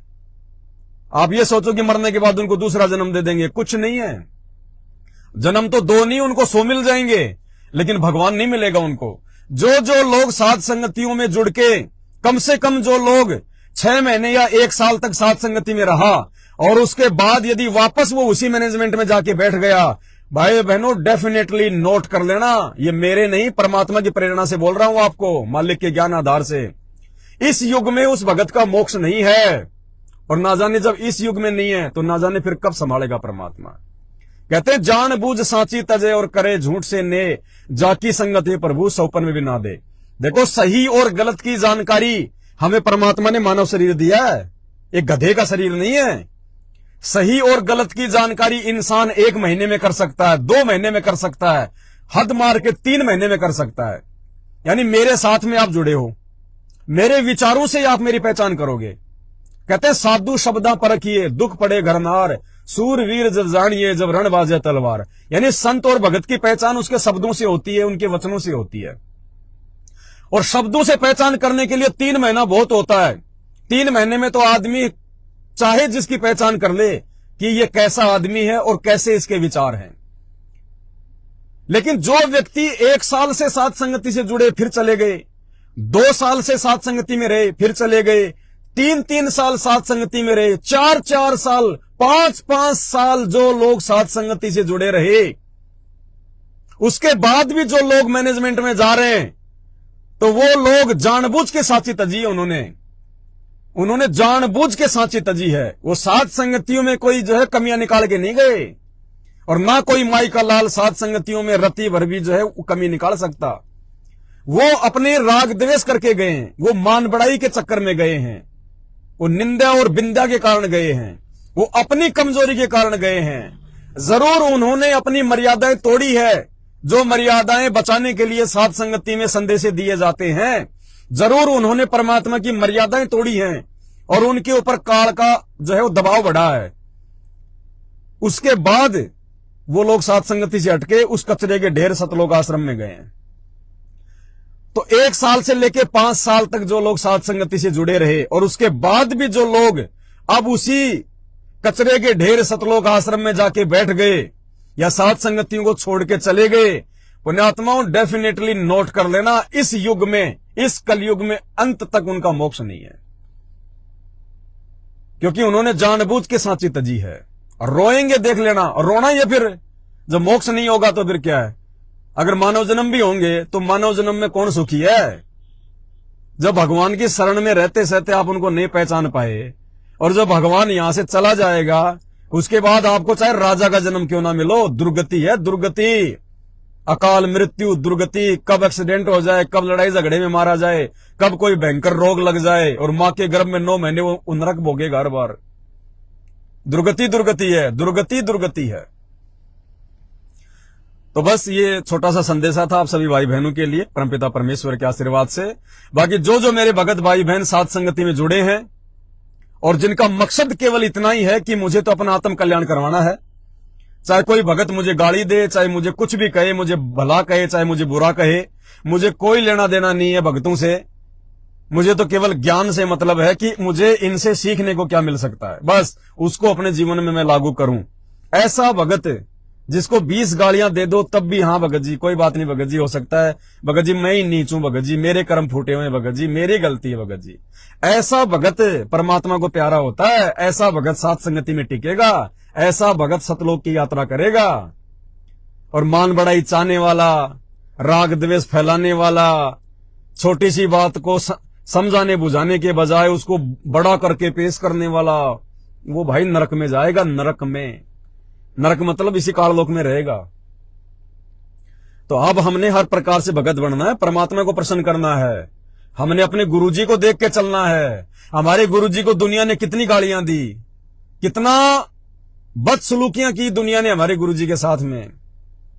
क्या गुरुजी ने कभी किसी के प्रति कोई एफआईआर की, कोई मुकदमा किया? किसी को गुरुजी ने गाली गलौच निकाली? किसी को गुरुजी ने बद्दुआ दी? तो हमने भी अपने गुरुजी के जैसा बनना है। कीट न जाने भृंग को गुरु कर ले आप समान, गुरु को कीजिए दंडवत कोटि कोटि प्रणाम। जब तक हम अपने गुरुजी के अनुसार नहीं चलेंगे, अपने गुरुजी के वचन के अनुसार नहीं चलेंगे, तब तक हम भगत नहीं बन सकते।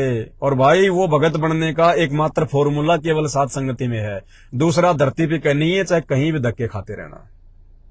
तो जो समझदार आत्मा है उनको तो ज्यादा समझाने की आवश्यकता नहीं पड़ती है। उनको तो पता है कि हमें क्या करना और क्या नहीं करना है। और सात संगति से जोड़ के परमात्मा ने हमें क्या दे दिया और हमें क्या मिल चुका है, तो वो तो निसंश है। वो ना किसी आश्रम की तरफ मुंह करके सोती, ना किसी कुपात्र को ज्योति पाठ और दान का वो पैसा देती। उनको तो केवल इसी बात का इंतजार है, जब तक हमारे गुरुजी नहीं आते हैं तब तक हम अपने घर बैठ के अपना धंधा करेंगे, अपनी भक्ति करेंगे। और जो ज्ञान आधार से चलेगा उसके साथ है। जो वास्तव में भगत होगा उसकी यश में यश है। बाकी जो राग द्वेष रखेगा, निंदा चुगली मान बड़ाई ईर्ष्या, वो हमारा कुछ नहीं लगता, आउट, वो कचरा है।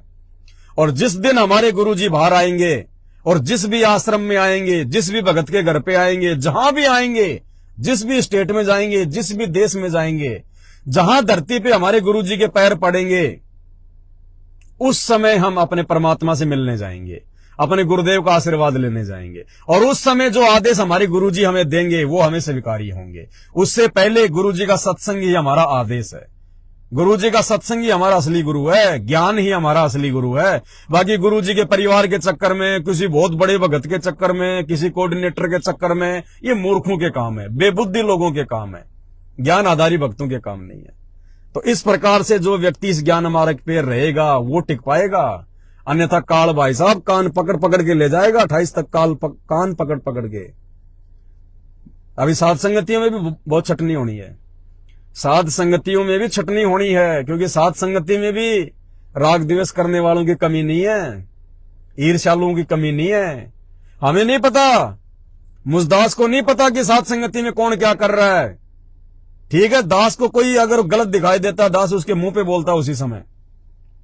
लेकिन फिर भी यदि साध संगति में कोई बगुला भगत है जिसके अंदर सारे विकार हैं, सारे उठपटांग हरकतें बातें, और बाहर से बिल्कुल भगत बना दिखाई देता है, तो भाई पवन दास को तो धोखा दे दोगे, आसपास वाले भक्तों को तो धोखा दे दोगे, लेकिन अंतर्यामी सतगुरु रामपाल जी भगवान को धोखा नहीं दे पाओगे। समय आने पे परमात्मा कान पकड़ के बाहर कर देगा साध संगति से, कान पकड़ के, कोई भी बहाने से। अगर भगत बनना है तो भगत के लक्षण, भगत के गुण, भगत की मर्यादा, भगत के विचार परमात्मा ने तुम्हें खूब बता दिए सत्संगों में भी, और साध संगतियों में भी हर बार यही जानकारी दी जाती है। अगर भगत बनना है तो भगत की हैसियत से रहना पड़ेगा, मर्यादाओं में रहना पड़ेगा।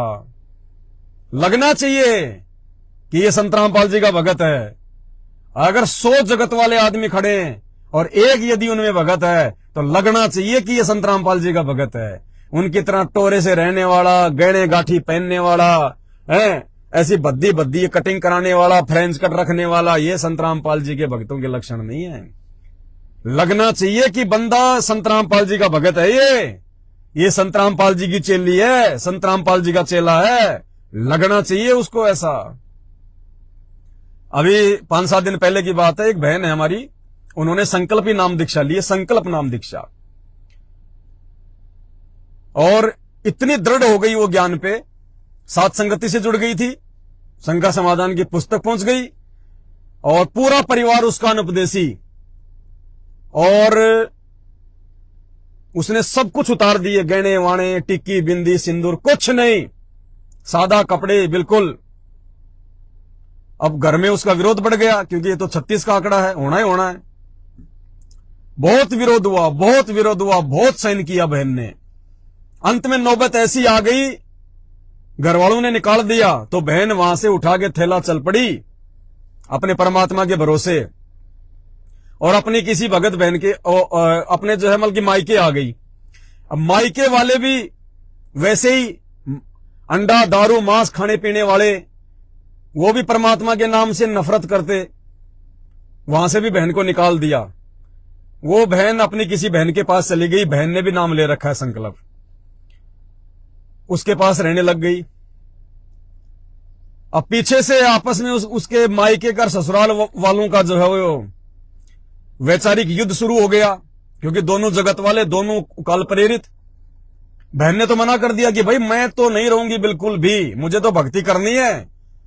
ये तेरे जैसे पति, तेरे जैसे मां बाप मैंने असंख्य कर लिए, पता नहीं मेरे कितने जन्म हो चुके हैं, कितनी बार तू मेरा बाप रह चुका, मैं तेरी बेटी रह चुकी, मैं तेरा बाप रह चुकी, तू मेरी बेटी रह चुकी।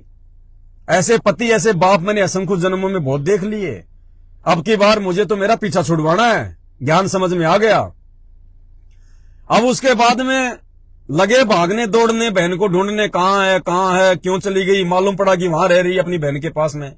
तू आ जा, वहां क्यों चली गई, ये है वो है। बोला बिल्कुल नहीं आऊंगी, 1% नहीं आऊंगी, तेरा कुछ लेके नहीं गई, तेरे घर में थी तो नौकरानी की तरह मैं काम कर रही थी। तू क्या खा रहा था, क्या पी रहा था, क्या पूजा पाठ कर रहा था, मैंने तेरे को कभी मना नहीं किया। मैं क्या करूंगी, क्या पूजा पाठ करूंगी, ये मेरा विषय, तू कौन होता है बोलने वाला। तेरी स्त्री हूं तो इसका मतलब मेरे को दबा के रखेगा तू। हूं तो इंसान ही, अगर लेडीज हूं तो क्या हुआ, हूं तो इंसान ही, मेरे भी अधिकार हैं। लेकिन मैंने मेरे उन अधिकारों का भी कोई प्रयोग नहीं किया, नहीं तो 2 मिनट में तेरे ऊपर, तेरे परिवार के ऊपर दहेज का आरोप लगा के जेल की जो है वो चक्कियां पिसवा देती। लेकिन मैं संत रामपाल जी की शिष्या हूं, मेरे गुरु ने मेरे को ऐसी शिक्षा नहीं दी, नहीं तो 2 मिनट में जेल में जाते पूरा का पूरा परिवार। नारी उत्पीड़न के मामले में अंदर करवा देती, दहेज के मामले में अंदर करवा देती। लेकिन मेरे सतगुरु रामपाल जी भगवान ने मुझे ऐसी शिक्षा नहीं दी, और मैं सात संगति से जुड़ी हुई हूं। हम खुद जो है बल्कि मरने को तैयार हो जाएंगे, दूसरों को नहीं मारेंगे हम। तो बोला क्या करना, बोला तुझे। उसके पति ने कहा कि तुझे क्या चाहिए, देखो सरेंडर हो गया। अरे बहन ने जब दृढ़ता दिखाई भक्ति के लिए, तो परमात्मा पीछे खड़ा रहता है। जय तू चाले 1 कदम, मैं चालू कदम 60, जय तू हो जा काठ की, मैं हो जाऊं लोहे की लाट। जब बहन ने जब दृढ़ता दिखाई कि घर छूटे तो छूटे। भाई सात संगति में आके जो भजन गाते हैं ना, चाहे जग छूटो या घर रूठो, चाहे छूटो ये संसारा हो, सतगुरु जी धनाना वाले को हम आए हैं भोग लगाने को। अब जग रूठे या घर छूटे चाहे है, तो ये शब्द ऐसे नहीं गाने, शब्दों पे चलना भी है। तो बहन ने शब्दों पे चल के दिखाया, तो उसके पति सरेंडर हो गया, जो मतलब शेरशाह सूरी बन रहा था, औरंगजेब बन रहा था। क्योंकि इज्जत तो उनके भी है ना, लोग तो उनसे भी बात करेंगे ना, भाई क्यों गई, क्या कर दिया। वो तो बेचारी ना कुछ को लड़ाई झगड़ा करती थी, ना कुछ और था, क्यों निकाल दिया तुमने घर से। तो भगत से ज्यादा इज्जत तो जगत को है। बोला तू क्या चाहती है, बोला सेपरेट तो चाहिए मुझे कमरा, महीने का 1 किलो चाहिए मुझे घी, और मैं जो भक्ति करूंगी उसमें किसी प्रकार की कोई बाधा नहीं होनी चाहिए, और जिस कमरे में मैं रहूंगी उस कमरे में मेरे गुरुजी के अलावा और मेरे अलावा दूसरा कोई प्रवेश नहीं करेगा। बोला माई तेरी सारी शर्तें मंजूर है, तू आ जा। बोले ऐसे नहीं आऊंगी। बोला अब क्या चाहिए। बोला भैया तू कोर्ट में चल, कोर्ट में चल, मैं वकील लेके आऊंगी, नोटेरी पे 500 रुपए के स्टाम्प पेपर पे लिखावट होगी कि आइंदा अगर मेरे साथ में कोई भी अप्रिय घटना घटित होती है तो उसका जिम्मेदार ये परिवार होगा पूरा, और उसकी 1 कॉपी मेरा वकील रखेगा, 1 कॉपी जो है मतलब थाने में दूंगी, और 1 कॉपी मेरे भगत भाई के पास में रहेगी। कल को अगर मेरे साथ कोई अप्रिय घटना घट गई तो उसके जिम्मेदार तुम होगे, और पीछे से फिर कार्रवाई अपने आप हो जाएगी। तो बोला माई जैसा तू चाहेगी वैसा होगा। तो भाई और बहनों, जब हम परमात्मा के ऊपर दृढ़ होंगे, मालिक के ऊपर विश्वास रखेंगे, तब परमात्मा साथ देता है। आपके पति ने कह दिया फोटो नहीं रखनी है, दीपक नहीं जलाना है, हाँ जी नहीं जलाना नहीं जलाना, तो वो आपके ऊपर वो डबल शेर की जगह सवा शेर बन के बैठ जाएगा। अरे सारी बेड़ियां तोड़ दो, धरती पे भगवान है। मीराबाई जब घर छोड़ के चली थी तो ये सोच के नहीं चली थी कि मैं किसी भगत के घर पे रह जाऊंगी, कहीं और रह जाऊंगी। वो तो चल पड़ी परमात्मा के नाम पे। उसकी व्यवस्था वृंदावन में परमात्मा ने करी। तो आप भी ये सोच के देखो, जितना हो सके उतना तो संघर्ष करना है, चाहे भगत भाई हो चाहे भगत बहन हो, जितना हो सके उतना संघर्ष करना है। गालियां दे रहे हैं, देने दो, कोई दिक्कत नहीं है। भला बुरा कह रहे हैं, कहने दो, कोई दिक्कत नहीं है। एक आधा थप्पड़ मार दे, कोई दिक्कत नहीं है। जब तक आपके परिवार वाले आपका सामान उठा के रोड पे ना फेंक दे, तब तक घर नहीं छोड़ना। और जिस दिन छोड़ दे, आपका सामान फेंक दे, उस दिन वो घर मत देखना, फिर घर मत देखना, फिर परमात्मा पे आश्रित रहना। रोड पे जाके बैठ जाना, बस स्टैंड पे जाके बैठ जाना। वो परमात्मा है, वो किसी न किसी रूप में, किसी न किसी तरीके से धरती पे समर्थ परमात्मा है। ये कोई देवी देवता नहीं है, ये सारी सृष्टि का रचने वाला है, जिसने सबको जगह दे रखी, सबको मकान प्लाट दुकान दे रखी, जिसने देवताओं तक को राज्य दे रखे हैं। कि अपने भगत को भक्ति करने की जगह नहीं देगा? फिर वो परमात्मा का काम है। फिर आगे उस पे आश्रित होकर चलो। फिर वो चाहे किसी भगत को निमित्त बनाए, चाहे किसी भगत बहन को निमित्त बनाए, वो काम फिर उस परमात्मा का है। उसके नाम पे निकल जाओ फिर उस घर से, पीछे मुड़ के मत देखना। फिर वो जमीन जायदाद मकान कुछ नहीं देखना, फिर बाढ़ में जाए। हमारी सबसे बड़ी प्रॉपर्टी भक्ति है। और परमात्मा कहते हैं, नाम सहित बेवतन भला जो दर दर मांगे भिखा। कि जिस व्यक्ति के पास में नाम है, उसको यदि कोई देश निकाला दे दे तो भी परमात्मा कहते हैं उसको शुक्र मनाना चाहिए कि तेरे पास में नाम है, परमात्मा का भक्ति है। नाम सहित बेवतन भला जो दर दर मांगे भिखा। और क्या हुआ छत्र की छाया चाले यो राजपाट दिल्ली का। एक भगत को परमात्मा जो दे सकता है ना, उसको कोई सोच भी नहीं सकता, कल्पना भी नहीं कर सकते हम। तो भाई और बहनों, इतने दृढ़ जब तक हम अपने सदगुरु रामपाल जी भगवान पर उनकी भक्ति पे नहीं होंगे, तब तक बात नहीं बनेगी। और ये परीक्षाएं, इस प्रकार की परीक्षाएं माता बहनों के साथ में केवल उन्हीं माता बहनों के साथ में होंगी जो साध संगति से जुड़ी होंगी। सतलोक आश्रम मैनेजमेंट हरियाणा से जुड़ी हुई माता बहनों के सामने ऐसी कोई नौबत पैदा नहीं होगी। क्यों? क्योंकि जैसा उनका परिवार कहेगा वो वैसा ही कर लेंगी। माता पूजनी है, हाजी पूज लेंगे। कल आश्रम में सत्संग है, हाजी वहां भी चलो। अरे तूने बिंदी नहीं लगाई, तूने सिंदूर नहीं लगाया, हाजी अभी लगा लेती हूं, ये लगा ली। सत्संग में भी जा रहे। अरे तूने सारे गहने उतार दिए, पैर इनको, नहीं तो घर में नहीं रहने देंगे, हाजी अभी पहन लेती हूं। यानी सतलोक आश्रम मैनेजमेंट हरियाणा से जुड़ी हुई माता बहन भाइयों की कोई मर्यादा नहीं है। उनको कोई वो ज्ञान नहीं है जो ज्ञान परमात्मा देना चाहते हैं। वो जगत में जाती हैं तो जगत वाली बन जाती हैं।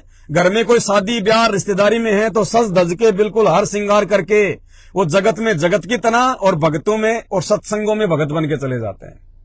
इसलिए काल उनको कुछ नहीं कहेगा। क्यों? क्योंकि उन सबकी मर्यादा टूटी हुई है। वो सब काल के जाल में है। समझ रहे हैं कि हम संत रामपाल जी के भगत हैं, संत रामपाल जी की भक्ति कर रहे हैं, लेकिन वो काल की हद में है, सब काल की जकड़ में है वो। अरे लगना चाहिए कि ये संत रामपाल जी की चेली है, ये संत रामपाल जी का चेला है और ये जगत वाले हैं। लगना चाहिए। संघर्ष के बिना भक्ति नहीं हो सकती। तुम जगत में जाओ जगत वाले बन जाते हो, सत्संग में जाओ तो तुम भगत बन जाते हो। ये सतलोक जाने के लक्षण नहीं है। इसलिए सबसे ज्यादा विकट परिस्थितियों का सामना भी यदि किसी को करना पड़ेगा आने वाले समय में या वर्तमान में, वो भी साध संगत वालों को ही करना पड़ेगा। क्योंकि परमात्मा जिस आत्मा को सतलोक लेके जाना होता है परमात्मा ने, उसी आत्मा को परमात्मा ज्यादा से ज्यादा ठोक बजा के देखता है। लोहार ने जिस लोहे का अच्छा आइटम बनाना होगा उसी को बार बार आग में देगा, फिर हथौड़े की चोट मारेगा, आग में देगा, फिर हथौड़े की चोट मारेगा। जिसकी कोई अच्छी वस्तु बनानी होगी, कीमती वस्तु बनानी होगी। तो भाइयों और बहनों, परमात्मा ने साध संगति से आप और हमारे को इसलिए जोड़ा है ताकि हम संघर्ष कर सकें, हम अपने गुरुदेव भगवान को जो है वो प्रसन्न कर सकें। जिन बातों से गुरु दुख पावे उन बातों को दूर बहावे। पति जाए भाड़ में जाए, पत्नी जाए भाड़ में जाए, परिवार जाए भाड़ में जाए, अगर भक्ति के बीच में कोई आएगा तो हमारा कुछ नहीं लगता, कुछ नहीं, कोई डरने झगड़ने की बात नहीं है। हमने लड़ना नहीं, झगड़ना नहीं, हमने डरना भी नहीं। और फिर हमारा साथी हमारा गुरु है, हमारा भगवान है, और परमात्मा हमारी उस परिवार से भी अच्छी व्यवस्था कर देगा, उस परिवार से भी अच्छी व्यवस्था, यदि विश्वास होगा तो। इसलिए भाइयों और बहनों, परमात्मा ने बड़े सौभाग्य से आप और हम चंद पुण्य आत्माओं को साथ संगति से जोड़ के ये अनमोल मौका दिया है। अनमोल मौका। इस साथ संगति में जुड़ने के लिए तो देवी देवता भी तरसते हैं, देवी देवता भी। उनको तो संत रामपाल जी की शरण ही नसीब नहीं है। साथ संगति तो बहुत ऊंची चीज है। साथ संगति में तो संत रामपाल जी के मार्ग की वो क्रीम आत्माएं हैं, वो क्रीम आत्माएं। देवी देवता भी रोते हैं भगत बनने के लिए, और साथ संगति से जुड़ने के लिए तो पुण्यात्माओं कितने युगों युगों की तपस्या, कितने जन्म जन्मांतरों की भक्ति और गुरु जी का आशीर्वाद चाहिए। हर किसी के बस की बात नहीं है, अरे गहरे की बस की बात नहीं है साथ संगति से जुड़ के रहना। अंतिम समय तक साथ संगति से वही जुड़ के रहेगा जो परमेश्वर का हीरा मोती लाल होगा, और जिसको परमात्मा ने इसी जन्म में सतलोक लेके जाना होगा। बाकी कोई 6 महीने जुड़ेगा, आंधी की तरह आएगा, तूफान की तरह भाग जाएगा। कोई 1 साल जुड़ेगा, कोई 2 साल जुड़ेगा, कोई 4 साल जुड़ेगा। पता नहीं, दास ने तो असंख्यों देखे हैं, आंधी की तरह आने वाले, तूफान की तरह जाने वाले, ना जाने कितने गए कितने आए। दास ने तो बहुत देखे हैं ऐसे लोगों को। इसलिए मेरा तो बेटर एक्सपीरियंस है। इसलिए दास का विश्वास अपने गुरुदेव भगवान पे दृढ़ है कि परमात्मा, चाहे सारे जाओ चाहे भाड़ में जाओ, परमात्मा इस दास को तो साथ संगति से जोड़ के रखना, अपने चरणों से जोड़ के रखना। परमात्मा, हे परमेश्वर, सौपन में भी कोई गलती ना हो जाए। परमात्मा, ये तो ऐसा समय चल रहा है मालिक, इस समय तो सौपन में भी कोई मर्यादा नहीं टूटनी चाहिए हमारी। ऐसा विकट समय है ये। 2028 से पहले पहले ऐसा भयानक समय आने वाला है। वैश्विक युद्ध, प्राकृतिक तांडव, भूकंप, अकाल, पता नहीं कैसी कैसी आपदाएं आएंगी। और ये उस समय परमात्मा अपने उन्हीं बच्चों के साथ में रहेगा जो बिल्कुल दृढ़ होकर रहेंगे अपने गुरुदेव भगवान के ऊपर। उन्हीं को परमात्मा हथेलियों पे रखेगा। नहीं तो भगत हो चाहे जगत हो, काल जो है चोटी पकड़ पकड़ के ले जाएगा। अरे भगतों की तो आज ही दुर्गति हो रही है, भगतों की तो जगत से भी ज्यादा दुर्गतियां हो रही है। जब आज ही गुरुजी अपने भक्तों को नहीं बचा रहे तो आने वाले समय में फिर कहां से बचाएंगे। तो परमात्मा ने 27 साल से ज्ञान और ये मर्यादा इसलिए बताई है कि मेरे भरोसे ना रहना, ये भक्ति बचाएगी। भक्ति मर्यादा में रहोगे, भक्ति करोगे तो मेरा आशीर्वाद तुम्हारे तक पहुंचेगा। नहीं तो भाई साहब 36 के भाव में जाओगे, 36 के भाव में। बंदी छोड़। सतगुरु रामपाल जी परमेश्वर जी की जय हो।